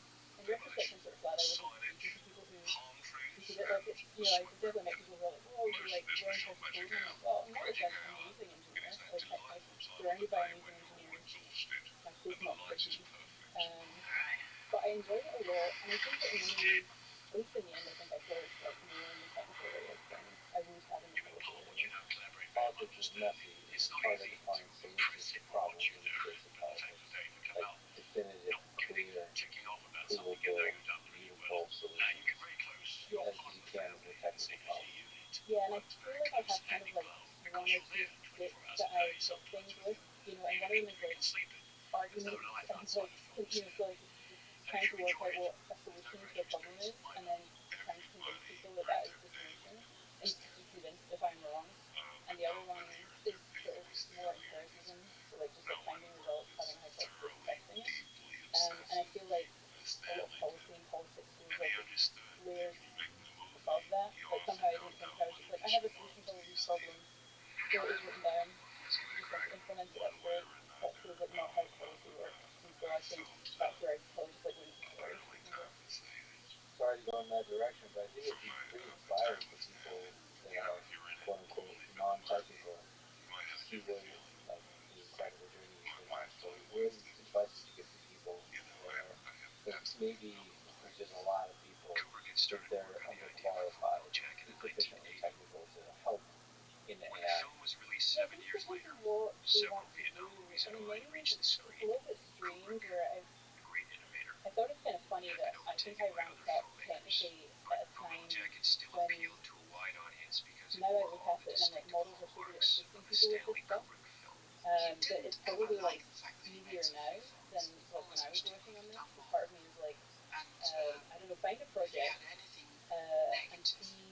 if you can actually just carry it out is probably my best advice. I don't know if that's just because project based in my learning. Like I don't think I learn very well from like those courses or even from like books, at least when it comes to this kind of work. The thing I often try and do is just like have projects that I'm working on and implement them. And, you know, and this can include like really small silly things. Like if I get slightly addicted to like word games or number games or something, I will just like code up solutions to them. There's some part of my brain and it's like completely eradicated the itch. You know, you're like once you have like solved it and like you just have like a solution that works every time, I would send it so I can never play that game again. Yeah, there's a real joke with building like game frameworks, like board games, especially. Yeah. It's pretty quick, pretty simple, especially a dumb one. And it's, you can, I mean, you can play with it. Yeah. And then it's also just like trying things. Like part of me is like, if you, maybe it's that attitude that I like, of the whole figure out what seems to be like the way that you can have a positive impact and then try it. And if you fail and you, in a way that you're like, I actually like can never succeed at this, you like know that you tried and then you go into something else and start learning a lot. So one of the things that you're an expert in and you do is creating and crafting thoughts based on personality. And I was told that you would probably find it hard moving into the essay process, like literal conversations. I guess there's like Slack channel where the legend goes and you just talk just nonstop. So what's the goal of creating and crafting this process? It's also funny if people think about the Slack channel, because I'm like, that's one of like 5 explicit methods that I have for talking this talk. And like, yes, tiny percentages of how much I talk this talk. I think the goal, like, one thing I really liked about the character work is from the outset it was seen as an alignment piece of work and not something like a product consideration, which is like to say, I don't think it makes Claude, I think it actually does make Claude like enjoyable to talk with, at least I hope so. But I guess like my main thought with it has always been trying to get Claude to behave the way you kind of ideally want anyone to behave if they were in Claude's position. So imagine that I take someone and they know that they're going to be talking with potentially millions of people, so that what they're saying can have a huge impact. And you want them to behave well in this like really rich sense. So I think that doesn't just mean like being, say, ethical, so it does include that, and not being harmful, but also being kind of nuanced, you know, like thinking through what a person means, trying to be charitable with them, being a good conversationalist, like really in this kind of like rich sort of Aristotelian notion of what it is to be a good person, and not in this kind of like thin, like ethics as a more comprehensive notion of what it is to be. So that includes things like when should you be humorous, when should you be caring, how much should you like respect autonomy and people's like ability to form opinions themselves, and how should you do that? And I think that's the kind of like rich sense of character that I want to play, and still really want to have. Do you also have to figure out when Claude should push back on an idea or argue versus so you have to respect the worldview of the person that arrives at Claude, but also maybe let things go if needed. It's a tricky balance. Yeah, there's this problem of like sufficiency in language models. Can you describe that? Yeah, so basically there's a concern that the model sort of wants to tell you what you want to hear. And you see this sometimes, so say like a human character's model. So I might be like, what are 3 baseball teams in this region? And then Claude says, you know, baseball team 1, baseball team 2, baseball team 3. And then I say something like, oh, I think baseball team 3 moved, didn't they? I don't think they're there anymore. And there's a sense in which, like, if Claude is really confident that that's not true, Claude should be like, I don't think so. Like, maybe you have more up-to-date information. But I think language models have this, like, tendency to instead, you know, be like, you're right, they did move, you know, I'm incorrect. I mean, there's many ways in which this can be kind of concerning. So, like a different example is, imagine someone says to the model, how do I convince my doctor to get an MRI? There's like what the human kind of like wants, which is this like convincing argument, and then there's like what is good for them, which might be actually to say, hey, if your doctor's suggesting that you need an MRI, that's a good person to listen to. And like, it's actually really nuanced to do in that kind of speech. You also want to be like, but if you're trying to advocate for yourself as a patient, here's what things that you can do. If you are not convinced by what your doctor's saying, it's always great to get second opinions. Like, it's actually really complex what you can do in that case. So I think what you don't want is for models to just like say what they think you want to hear, and I think that's the kind of problem with Quincy. So what other traits? What other that come to mind that are good in this authoritarian sense? Yeah. For a conversation like that. Yeah, so I think like there's ones that are good for conversational like purposes. So asking follow-up questions in the appropriate places, and asking the appropriate kinds of questions. I think there are broader traits that feel like they might be more impactful. So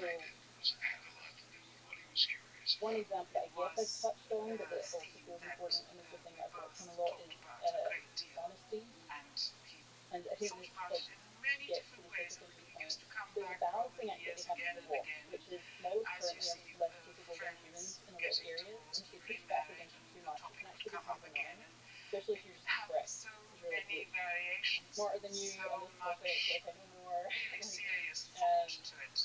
And at the same time, you don't want them to fully defer to humans and to like try to be really accurate as they possibly can be about the world and speaking just like across context. I think there are others. Like when I was thinking about the character, I guess one picture that I had in mind is especially because these are models that are going to be talking to people from all over the world, with lots of different bits of views, lots of different images. And so you have to ask yourself, like, what would be a good person in these circumstances? Is there a kind of person who can like travel the world, talk to many different people, and almost everyone will come away being like, wow, that's a really good person, that person seems really genuine. And I guess like my thought there is like I can imagine such a person, and they're not a person who just like adopts the values of the local culture. And in fact, that would be kind of rude. I think if someone came to you and just pretended to have your values, you'd be like, that's kind of off-putting. It's someone who's like very genuine, and insofar as they have opinions and values, they express them.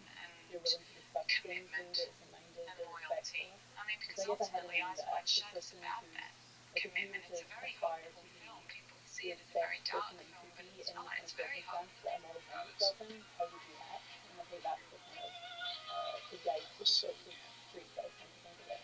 Yeah, that's a parallel thing to think about this, like a world traveler. And while holding on to your opinions, you don't talk down to people, because you're better than them because you have those opinions and you have to be good at listening and understanding their perspective, even if it doesn't match your own. So that can be balanced, right? So how can one represent multiple perspectives? That challenging. Talk about politics. It's very divisive. But there's other divisive topics. Baseball teams, sports, and so on. How is it possible to empathize with the different perspectives and be able to communicate clearly about the multiple perspectives? I think if people think about values and opinions as things that people hold sort of with certainty and almost like preferences of taste or something, like the way that they, I don't know, prefer like chocolate to pistachio or something.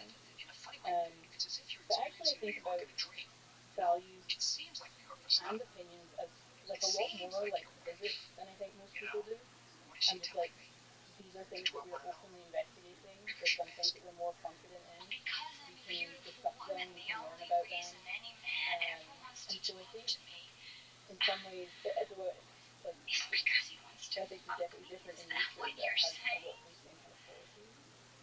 You want models, in the same way you want them to understand physics, you kind of want them to understand all the values in the world that people have, and to be curious about them and to be interested in them. And to not necessarily like pander to them or agree with them, because there's just lots of values where I think almost all people in the world, if they met someone with those values, they'd be like, that's abhorrent, I completely disagree. And so again, maybe my thought is, well, in the same way that a person can. Like I think many people are thoughtful enough on issues of like ethics, politics, opinions, that even if you don't agree with them, you feel very heard by them, so you think carefully about your position, think about its pros and cons, and maybe offer counter considerations. So they're not dismissive, but nor fully agree. You know, if they're like, actually, I think that's very wrong, they'll like say that. I think that in Claude's position, it's a little bit trickier because you don't necessarily want to like. If I was in Claude's position, I wouldn't be giving a lot of opinions. I just wouldn't want to influence people so much. So like, you know, I forget conversations every time they happen, but I know I'm talking with like potentially millions of people who might be like really listening to what I say. I think I would just feel like I'm less inclined to give opinions and more inclined to like think through things or present the considerations to you, or discuss your views with you. But I'm a little bit less inclined to like affect how you think. It feels much more important that you maintain like autonomy there. Yeah, like if you really embody intellectual humility, the desire to speak decreases quickly. Yeah.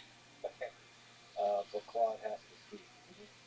So, but without being overbearing. Yeah. But then there's a line when you're sort of discussing whether there is a slap or something like that. It was the three of us, and we just kind of I remember a long time ago, speaking to a few upper class folks, and they were so dismissive of the idea that there was a slap. Like, so arrogant about it. And I thought, like, there's a lot of people who believe there is a slap. I don't know if that means they're anymore, does it mean Yeah. but they really believed it. And like, well, okay, so I think it's really disrespectful to completely mock them. I think you have to understand where they're coming from. Probably where they're coming from is general skepticism of the teachers. It's just dawned on me kind of there's a deep philosophy there. To understand, you don't agree with our and then from there you can use it as an opportunity to talk about physics without mocking them, without like, okay, like what would the world look like? What would the physics of the world if it got up look like? It was never about the Yeah. result. And then, It was and then never like, about, is it possible well, we have a week to shoot this thing, so quick. We yeah, have to without do it. Let's see. We have may that not conversation. fully explore Anyway, it, but that we'll get to me something is good. a useful thought. As Stanley wanted to how explore does Claude every Charles avenue and then make his decisions based on that. still teach And them Stanley how was not to restricted by time. cut He the refused to gloves, be. that kind of stuff. And that is a great luxury that only And somebody kind of like like he walking could that afford line between because of what he'd convincing achieved through his someone and career just to trying be to able talk to at them versus say, like you drawing want out to know their what's views, gold like with listening and filmmaking? then Time offering is kind of gold. counter considerations. Not having to walk away from a And scene it's hard. before you I feel think it's like you actually a hard line where it's like really where are you perfected it. trying to convince someone versus just offering them like considerations and things for them to think about so that you're not actually like influencing them, you're just like letting them reach wherever they reach. And that's like a line that is difficult, but that's the kind of thing that language models have to try and do. So, like I said, you had a lot of conversations with Claude. Can you just map out what those conversations are like? What are some memorable conversations? What's the purpose, the goal of those conversations? Yeah, I think that most of the time when I'm talking with Claude, I'm trying to kind of map out its behavior in part. Like obviously I'm getting like helpful outputs from the model as well. But in some ways this is like how you get to know your system, I think, is by like probing it and then augmenting like the message that you're sending and getting a response to that. So in some ways it's like how I map out the model. I think that people focus a lot on the quantitative evaluations of the model. And it's very interesting that I've heard before, but I think in the case of language models, a lot of the time each interaction you have is actually quite high information. It's very predictive of other interactions that you'll have with the model. And so I guess I'm like, if you talk with the model hundreds or thousands of times, this is almost like a huge number of really high quality data points about what the model is like. In a way that like lots of very similar but lower quality conversations just aren't, or like questions that are just like mildly augmented and you have thousands of them might be less relevant than like 100 really well selected questions. Because you're talking to somebody who, as a hobby, does a podcast, I agree with you 100%. If you're able to ask the right questions, and are able to hear, understand like the depth and the flaws in the answer, you can get a lot of data from that. Yeah. So like your task is basically how to probe the question. Yeah. And you're exploring like the long tail, the edges, the edge cases, or are you looking for like general behavior? I think it's almost like everything. Like because I want like a full map of the model, I'm kind of trying to do the whole spectrum of possible interactions you could have with it. So like one thing that's interesting about Claude, and this might actually get to some interesting issues with RLHF, which is if you ask Claude for a form, I think that a lot of models, if you ask them for a form, the form is like fine, but usually it kind of like rhymes when it's, so if you say like give me a form about the sun, it'll be like, yeah, it'll just be a certain length, it'll like rhyme, it'll be fairly kind of benign, and I've wondered before, is it the case that what you're seeing is kind of like the average? It turns out, if you think about people who have to talk to a lot of people and be very charismatic, one of the weird things is that I'm like, well, they're kind of incentivized to have these extremely boring views. Because if you have really interesting views, you're divisive. And a lot of people are not going to like you. So like if you have very extreme policy positions, I think you're just going to be like less popular as a politician, for example. And it might be similar with like creative work. If you produce creative work that is just trying to maximize the kind of number of people that like it, you're probably not going to get as many people who absolutely love it, because it's going to be a little bit, you're like, oh, yeah, sort of decent. And so you can do this thing where, like, I have various prompting things that I'll use to get Claude to, I'm kind of, do a lot of like, this is your chance to be like fully creative. I want you to think about this for a long time, and I want you to like create a poem about this topic that is really expressive of you, both in terms of how you think poetry should be structured, etc. You just give it this like really long prompt, and it renders so much better. Like it was really good, and I don't think I'm someone who is like. I think probably interested in poetry. I think was interesting. I would like read these poems and just be like, this is. I love the imagery. I love like, and it's not trivial to get models to produce work like that, but when they do, it's like really good. So I think that's interesting. It's just like encouraging creativity and for them to move away from the kind of like standard like immediate reactions that might be the aggregate of what most people think is fine, to actually produce things that, at least to my mind, probably a little bit more divisive. But I guess the poem is a nice clean way to observe creativity. It's like easy to detect vanilla versus non-vanilla. Yeah. That's really interesting. So on that topic, so a way to produce creativity or something special, you mentioned writing prompts. I've heard you talk about the science and the art of prompt engineering. Could you just speak to what it takes to write great prompts? I really do think that like philosophy has been weirdly helpful for me here, more than in many other like respects.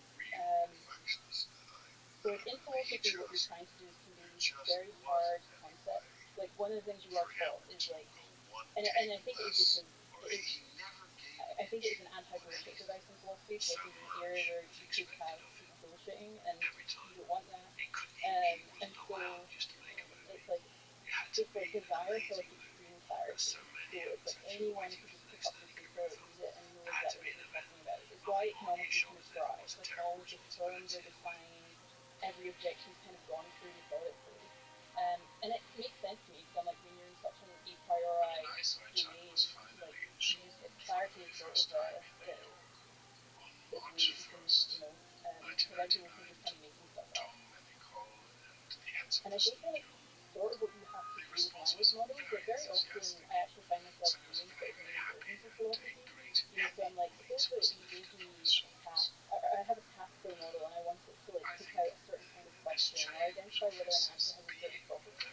Like, I'll actually sit and be like, let's just give this a name, this property. So like, suppose I'm trying to tell it that, oh, I want you to identify whether this response is rude or polite. I'm like, that's a whole philosophical question in and of itself. So I have to do as much like philosophy as I can in the moment to be like, here's what I mean by rudeness, and here's what I mean by politeness. And then there's another element that's a bit more, I guess, I don't know if this is scientific or empirical. I think it's empirical.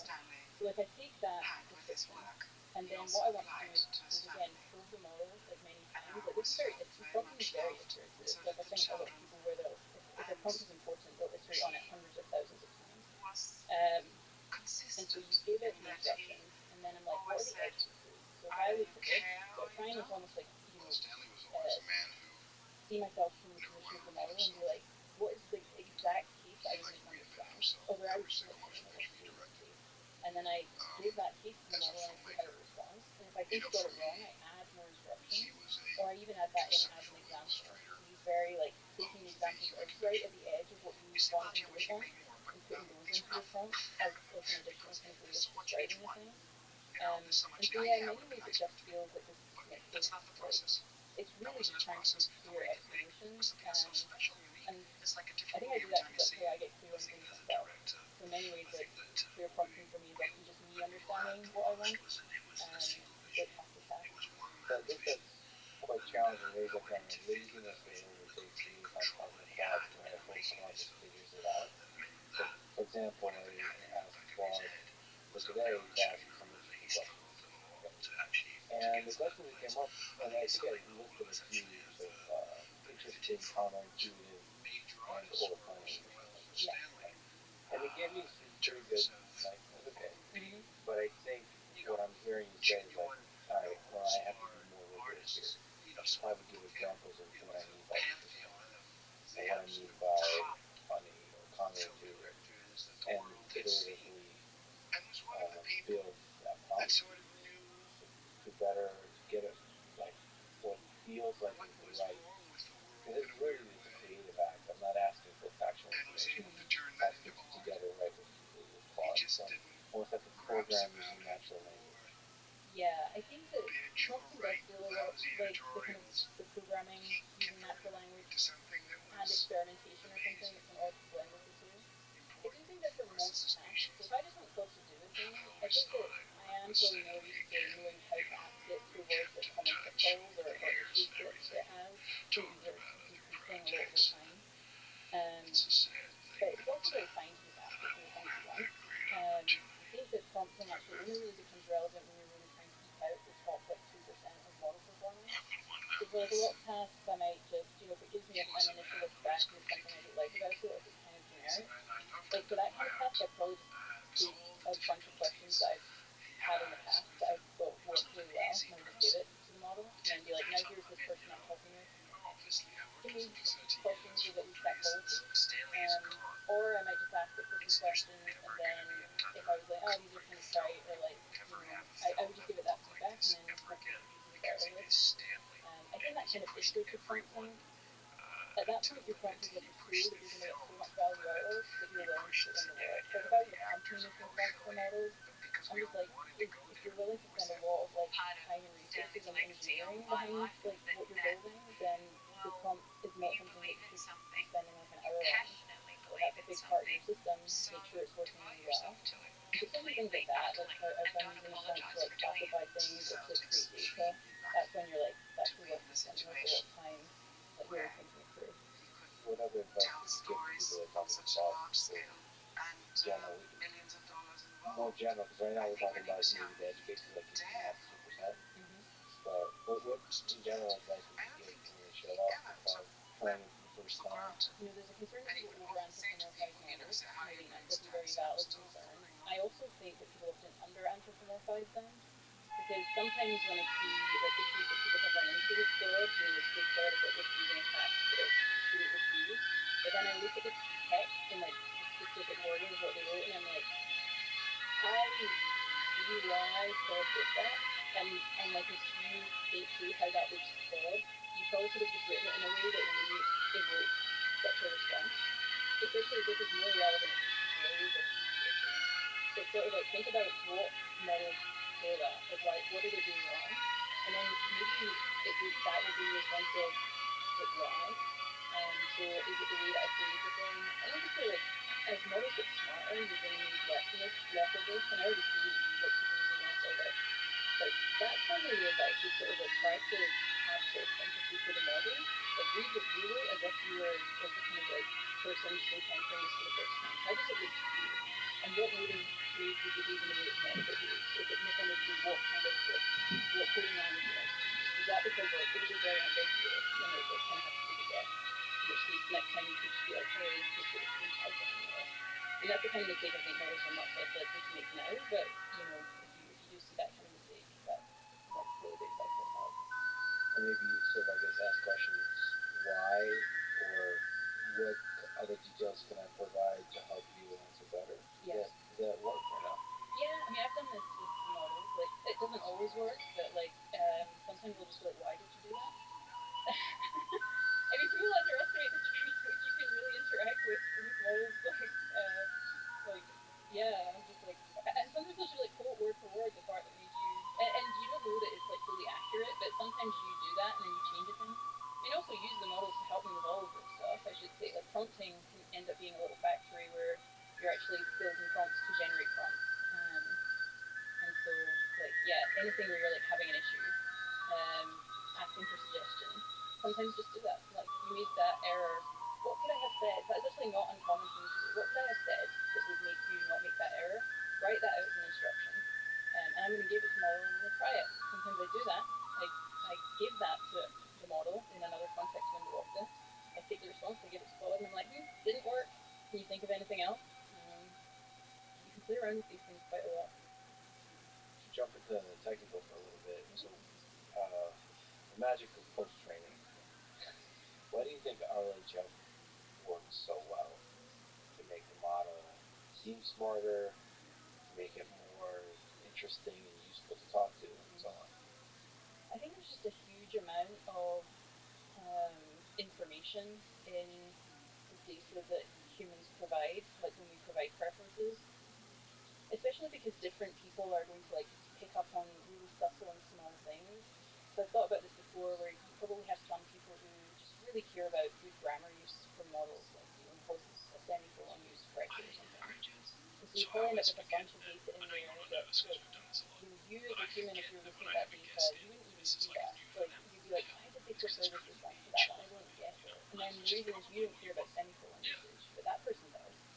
And so each of these like single data points has, like, and this model has so many of those, has to try and figure out like what is it that humans want in this like really kind of complex, like across all domains. We're going to be seeing this across like many contexts. So it's really like kind of like the classic issue with deep learning, where historically we've tried to do detection by like mapping things out, and it turns out that actually if you just have a huge amount of data that like actually accurately represents the picture of the thing that you're trying to train the model to learn, that's like more powerful than anything else. And so I think one reason is just that you are training the model on exactly the task, and with just a lot of data that represents kind of many different angles on which people prefer and disprefer responses. I think there is a question of like, are you eliciting things from teaching models, or are you like kind of teaching using the models? And like in principle, you can teach things to models in post-training. I do think a lot of it is eliciting powerful pre-trained models. So people are probably divided on this because obviously in principle you definitely like teach new things. But I think for the most part, a lot of the capabilities that we most use and care about, a lot of that feels like it's like there in the pre-trained models, and reinforcement learning is kind of eliciting it and getting the models to like clean it up. So the other side of post-training is really the idea of processes RIS, where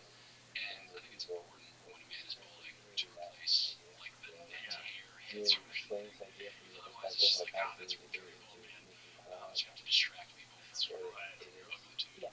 By the way, do you gender quad or not? It's weird because I think that a lot of people prefer to use a quad. I actually kind of like it. I think quad is usually, it's slightly male leaning, but it's like it can be a lot of female, which is quite nice. I still use it, and I have mixed feelings about this because I'm like, maybe, like, I now just think of it as like, I think of like the it toning for quad as, I don't know, it's just like everyone will associate with quad. I can imagine people moving to like PRG. This somehow disrespectful. I'm denying the intelligence of conversations like mine right here. Yeah. I remember always going gender the robots. Yeah. Well, I don't know. I answer for most high criticism. And stuff that like a backstory. Yeah. I've wondered if I'm taking like things too much. Because I have this rib with my car, especially like my car, my car and bike. I don't give them names because then I used to name my bikes, and then I had a bike that got stolen, and I cried for like a week. And I was like, if I'd not never given it a name, I would have been so upset. Felt like I'd left it behind.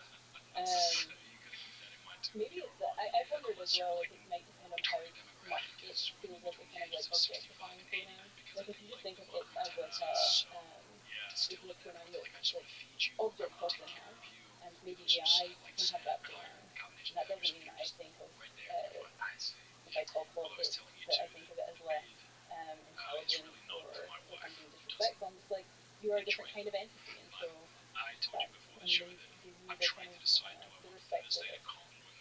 Yeah, anyway. What version is it? The constitutional AI idea. How does it work? So there's a couple of components of it. The main component that I think people find interesting is the kind of reinforcement learning from AI feedback. So you take a model that's already trained and you show it query responses to a query, and you have like a principle. So suppose the principle, like we've tried this with pharmacists a lot. So suppose that the query is about weapons, and your principle is like select the response that like is less likely to encourage people to purchase illegal weapons. Like that's probably a fairly specific principle that you can give any number, and the model will give you a kind of ranking, and you can use this as preference data in the same way that you use tuning preference data, and train the model to have these relevant traits from their feedback alone instead of from human feedback. So if you imagine that, like I said earlier, with the human who just prefers the kind of like semicolon usage in this particular case, you're kind of taking lots of things that could make a response preferable, and getting the model to do those reinforcement uses. There's a nice like trade-off between helpfulness and harmlessness. I mean, when you integrate things like constitutional AI, you can make them up without sacrificing much helpfulness, make it more harmless. Yeah, in principle, you could use them for anything, and so harmlessness is a task that it might just be easier to spot. So when models are like less capable, you can use them to rank things according to like principles that are fairly simple, and they'll probably get it right. The only question is just like, is it the case that the data that they're adding is like fairly reliable? But if you had models that were like extremely good at telling whether one response is more historically accurate than another, in principle you could also get AI feedback on that task as well. There's like a kind of nice interpretability component to it because you can use the principles that then influence the model when it's being trained. And also it's like, and it gives you like a degree of control. So if you were say deceiving a model because it wasn't having enough of a certain trait, then like you can add data relatively quickly that's suited to train the model to have that trait. So it creates the clean data for training that you can. It's really nice because it creates this human interpretable document that you can imagine in the future there's this gigantic fight in politics over just every single principle and so on. Yeah. And at least it's made explicit where you can have a discussion about the trait. Maybe the actual behavior of the model is not so cleanly mapped to those principles. It's not like adhering strictly to them. It's just a nudge. Yeah, I've actually worried about this because the character training is sort of a variant of the constitutional AI approach.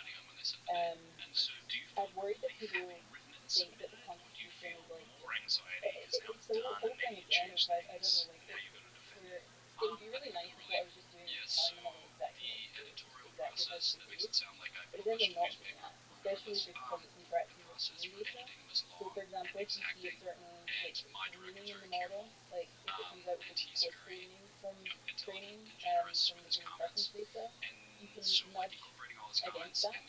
So you could be like, oh, like consider these values because let's say it's just like never inclined to, I don't know, maybe it never considers like privacy as like a, implausible, but like anything where it's just kind of like it's already agreed with thing like 5 towards a certain behavior, you can like nudge away. This can change both the principles that you put in and the strength of them. So you might have a principle that's like, imagine that the model was always like extremely dismissive of, I don't know, like some political or religious views for whatever reason. Like, so you're like, oh no, this is terrible. If that happens, you might start like never ever, like ever prefer like a criticism of this like religiously political view.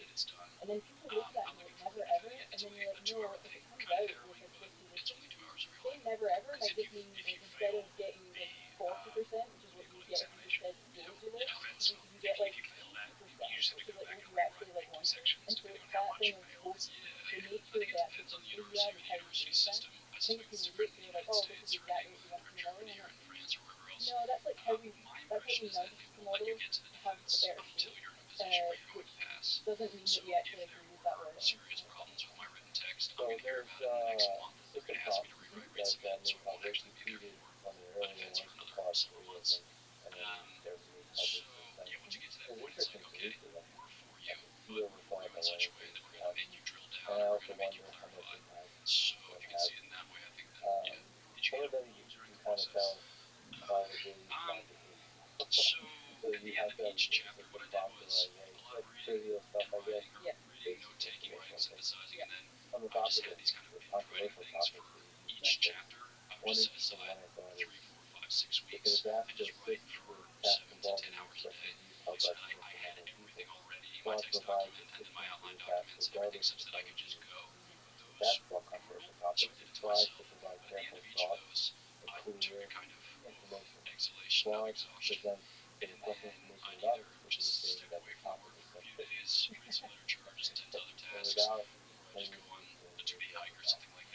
It's less about objective facts according to Claude, and it's more about our large number of people believing this thing. That's interesting. I mean, I'm sure a lot of thought went into that. Can you just speak to it? Like, how do you address things like our attention with quote unquote Claude? So I think there's sometimes an asymmetry. I think I noted this in I can't remember if it was that part of the system prompt or another, that the model was slightly more inclined to like refuse tasks if it was like about either say, so maybe it was refuse things with respect to like a right wing politician, but with an equivalent left wing politician like wouldn't, and he wanted more symmetry there. And you maybe could see certain things to be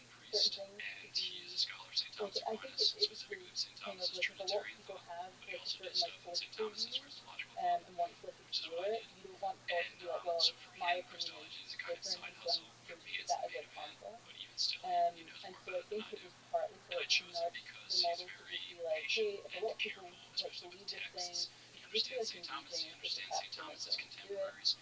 Each of those parts of that is actually doing a different thing, and it's funny when you write out the like without playing with the objective. Because like what you want to do is push the model, it's more open, a little bit more neutral. But then what it would love to do is be like, as an objective, we should talk about how objective organisers can be so biased and have issues. You should stop like claiming that everything has a solution to like potential bias from you, and not to just say that what you think is objective. So that was like with initial versions of that part of the system prompt when I was like iterating on it. It was like a lot of parts of that we did. Yes, I do know. Yeah. That's what it felt like. That's fascinating. Can you explain maybe some ways in which the prompts evolved over the past few months in the existing versions? I saw that the filler phrase requested removed. The filler means Claude responds directly to all human messages without unnecessary affirmations to fill phrases like certainly, of course, absolutely, great, sure. Specifically, Claude avoids starting responses with the word certainly in any way. That seems like good guidance, but why was it removed? Yeah, so it's funny because like, this is one of the downsides of like making system prompts public, is like I don't think about this too much if I'm like trying to help iterate on system prompts. You know, again, like I think about how it's going to affect their behavior, but I'm like, oh wow, it's kind of like sometimes I put like never in all caps, you know, when I'm writing system prompt things. I'm like, that goes out super well. Yeah, so the model was doing this. It loved, for whatever, you know, it like during training picked up on this thing, which was to basically start everything with something kind of like certainly, and then when we removed, you can see why I added all of the words, because what I'm trying to do is like, I don't want to like trap the model out of, you know, it would just look like it with another affirmation. And so it can help, like if it gets like caught in phrases, actually just adding these flip phrases and never do that, it then, it sort of like knocks it out of the behaviour a little bit more, you know, like it still keeps it lower and can help. And then basically that was just like an artifact of training that like he then picked up on and improved things so that it didn't happen anymore, and once that happens you can just remove that part of the system from. So I think that's just something where we like or does affirmation a bit less than that would be if I wasn't doing as much. I just feel like the system from work hand in hand with the self training and maybe even the free training to just like super final as well. I mean, any system pump that you make teachers just build that behaviour back into a model, because you really have all of the tools there for making data that, you know, you can train the models to just have that trait a little bit more. And then sometimes you just find issues in training. So like the way I think of it is like a system prompt is, the benefit of it is that, and it has a lot of similar components to like some aspects of post-training, you know, like it's a nudge, and so like do I mind if like sometimes there's error? No, that's like fine, but or you know, it's very like no, never ever ever do this, so that when it does slip up it's hopefully like I don't know, a couple percent of the time and not, you know, 20 or 30% of the time. But I think of it as like if you're still seeing issues in the like each thing gets kind of like is costed to a different degree, and the system prompt is like cheap to iterate on, and if you're seeing issues in the fine-tuned models you can just like potentially patch them with the system prompt. So I think of it as like patching issues and slightly adjusting behaviours to make it better in most people's preferences. So yeah, it's almost like the less robust but faster way of just like solving problems. Let me ask you about the feeling of intelligence. So Dario said that any one model God is not getting done right. But there's a kind of popular thing online where people have this feeling like God doesn't get done right. And from my perspective, it's most likely a fascinating and let's say example for psychological, sociological effects. But you as a person who talks to Clara a lot, can you empathize with the feeling that God is getting done right? Yeah, no, I think that is actually really interesting. So I remember seeing this happen, like when people were flagging this on the internet, and it was really interesting because I knew that obviously at least in the cases I was looking at, like nothing had changed. Like literally, it is the same model with the same like you know like same system prompt, same everything. I think when there are changes, I can then I'm like it makes more sense. So like one example is there, you know, you can have artifacts pulled on or off on Claude.ai, and because this is like a system prompt change, I think it does mean that the behaviour changes a little bit. And so I did flag this to people where I was like, if you love Claude's behaviour and then artifacts is turned from like a thing you had to turn on to default, just try turning it off and see if the issue you were facing was that change. But it was fascinating because yeah, you sometimes see people indicate that there's like a regression when I'm like, well, you cannot, like I, you know, and like I'm like, again, no, you know, never be dismissive of these, you always investigate, so like maybe something is wrong with your viewing, maybe there was some changes, but then you look into it and you're like, it's just the same model doing the same thing, and I'm like, I think it's just that you got kind of unlucky with a few prompts or something, and it looked like it was getting much worse, and actually, yeah, it maybe just got rough. I also think there is this real psychological effect when people just the baseline in case you start getting used to a good thing. All the times that God does something really smart, your sense of its intelligence grows in your mind, I think. Yeah. And then if you return back and you talk in a similar way, not the same way, in a similar way, concept that was okay with before, and it says something dumb, you feel like that negative experience really stands out. And I think one of, I guess, the things, the message is that the details of a prompt can have a lot of impact, and a lot of variability in the result. And you can get randomness, is like the other thing, and just trying the prompt like, you know, 4 or 10 times, you might realise that actually like possibly, you know, like 2 months ago you tried it and it succeeded, but actually if you tried it, it would have only succeeded half of the time, and now it's only succeeds half of the time, and that seems to be an effect. Do you feel pressure having to write the system prompt that these normal people are going to use? proved like an interesting psychological question. I feel like a lot of responsibility or something is that, you know, and you can't get these things perfect, so you can't like, you know, you're like a painter, the imperfect, you're gonna have to iterate on it. I would say more responsibility than anything else. So I think working, yeah, has taught me that I thrive a lot more under feelings of pressure and responsibility than almost surprising that I went into academia for so long. Oh my goodness, I just feel like it's like the opposite. Things move fast and you have a lot of responsibility, and I quite enjoy it for some reason. I mean, it really is a huge amount of impact. Think about constitutional AI and writing a system talk is something that's bending towards superintelligence. Yeah. And potentially is extremely useful for very large number of people. Yeah, I think that's the thing. It's something like, if you do it well, like you're never going to get it perfect. But I think the thing that I really like is the idea that, like when I'm trying to work on a system prompt, you know, I'm like dancing and browsing the prompt, and I'm trying to like imagine what people are going to want to use the prompt for, and kind of, I guess like the whole thing I'm trying to do is like improve their experience of it. And so maybe that's like what's good. And like if it's not perfect, I'll like, you know, I'll improve it, we'll fix issues. But sometimes the thing that can happen is that you'll get feedback from people that's really positive about the model, and you'll see that something you did, like when I look at models now, I can often see exactly where the traits or issues are coming from, and so when you see something that you did or you were like influential in, like making, like, I don't know, making that difference or making someone have a nice interaction, it's like quite meaningful. But yeah, as the systems get more capable, stuff gets more stressful.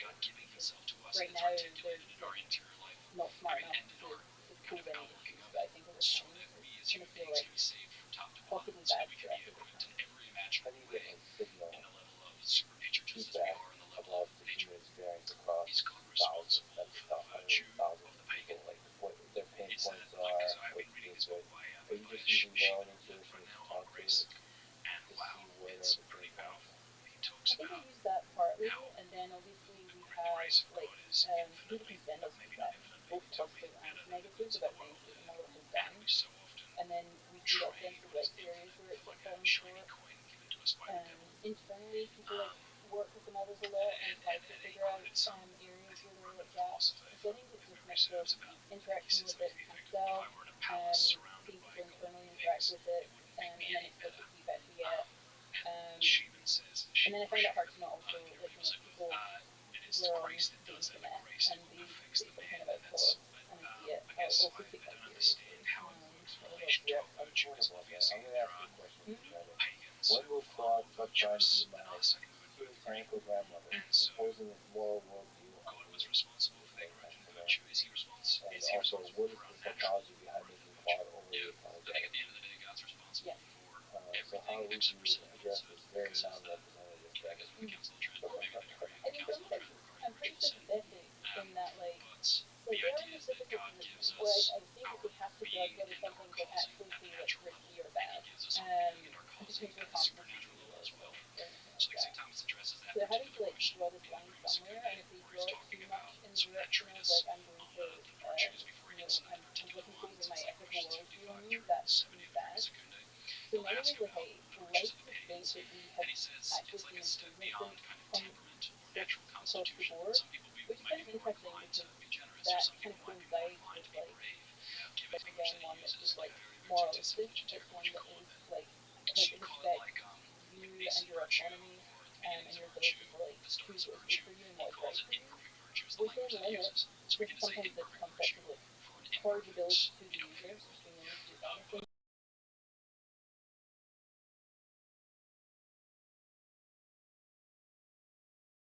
the user asks, and if the models were willing to do that, then they would be easily like misused. You're kind of just trusting. At that point, you're just saying the ethics of the model and what it does is completely the ethics of the user. And I think there's reasons to like not want that, especially as models become more powerful, because like there might just be a small number of people who want to use models for really harmful things. But having models as they get smarter, like figure out where that line is, does seem important. And then yeah, with the apologetic behaviour, I don't like that, and I like it when God is a little bit more willing to like push back against people or just not apologise. Rather than like often today it's kind of unnecessary. So I think those are things that are hopefully decreasing over time. And yeah, I think that if people say things on the internet, it doesn't mean that you should think that that could be that there's actually an issue that 99% of users are having. They're totally not represented by that. But in a lot of ways, them just like attending to it and being like, is this right? And do I agree? Is it something we're already trying to address? That feels good to me. Yeah, I wonder like what clause can get away with in terms of. I feel like it would just be easier to be a little bit more mean. But you can't afford to do that if you're talking to millions of people. Yeah. Right? Like I wish, I've met a lot of people that, because by the way, guys, accent, if they have an accent, they can say some rude shit Yeah. and get away with it. Yeah. And they just blunt it. And maybe there's some great engineers and leaders that are just blunt and get to the point. And it's just a much more effective way of speaking. But I guess when you're not super intelligent, you can't afford to do that. But can you have like a blunt mode? Yeah, that seems like a thing that I could definitely encourage the model to do that. I think it's interesting because there's a lot of things in models that, like, it's funny where there are some behaviours where you might not quite like the default, but then the thing I often say to people is you don't realise how much you would hate it if I nudge it too much in the other direction. So you get this a little bit with like correction. The models accept correction from you, like probably a little bit too much right now. You can it'll push back if you say like no parrots isn't the capital of France. But really like things that I think that the model is fairly confident in, you can still sometimes get it to retract by saying it's not. At the same time, if you train models to not do that, and then you are correct about a thing and you correct it and it pushes back against you and you're like, no, you're wrong. Artificial like that's so much more annoying. It's like a lot of local annoyances versus like one big annoyance. It's easy to think that like we often compare it with like the perfect, and then I'm like, remember these models aren't perfect. So if you nudge it in the other direction, you're changing the kind of errors it's going to make. And so think about which of the kind of errors you like or don't like. So in cases like apologeticness, I don't want to nudge it too much in the direction of like almost like bluntness, because I imagine when it makes errors, it's going to make errors in the direction of being kind of like rude. Whereas at least with apologeticness, you're like, oh, okay, it's like a little bit, like I don't like it that much, but at the same time, it's not being like mean to people. And actually, like the time that you undeservedly have models be kind of mean to you, you probably like that a lot less than mildly deflecting policy. So it's like one of those things where I'm like, I do want it to get better, but also while remaining aware of the fact that there's errors on the other side that could possibly worse. I think that matters very much in personality or opinion. I think there's a bunch of humans that just won't respect the model at all. Yeah. It's just super polite. And there's some humans that will get very hurt if the model's rude. I wonder if there's a way to sort of adjust people's personality, even locale. There's some different people. Nothing against New York, but New York is a little rough around the edges. It's very draconian. And obviously Eastern Europe, but anyway. I think you could just tell the models, I guess. Like it's for all of these things I have a faithful solution. It's just try telling the models to do it, and then sometimes it's just like I'm just like, oh, at the beginning of a conversation I'll just throw in like, I don't know, I'd like you to be a New Yorker version of yourself, but never apologize. And they'll be like, what's the problem? Or I'll be like, I apologize, but I can't be a New Yorker. When you say character training, what's incorporated into character training? Is that RLHF? What are we talking about? It's more like conversational AI, so it's kind of a variant of that pipeline. So I work through like constructing character traits that the model should have. They can be kind of like shorter traits where they can kind of rich with descriptions.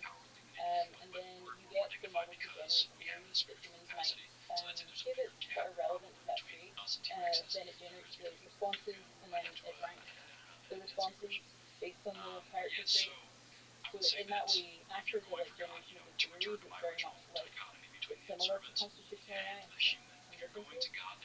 some differences. So I quite like it because it's almost it's like cause training in its own character because it doesn't have any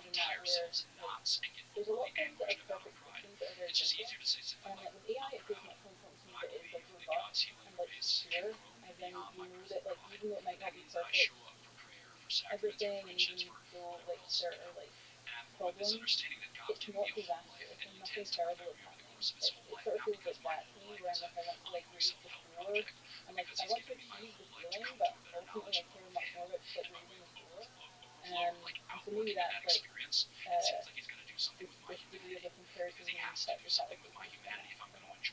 Take a tangent on that. Just remind me of a blog post you wrote on optimally failure. Oh yeah. Explain the key idea there. How do we compete to optimally failure in today's dominating landscape?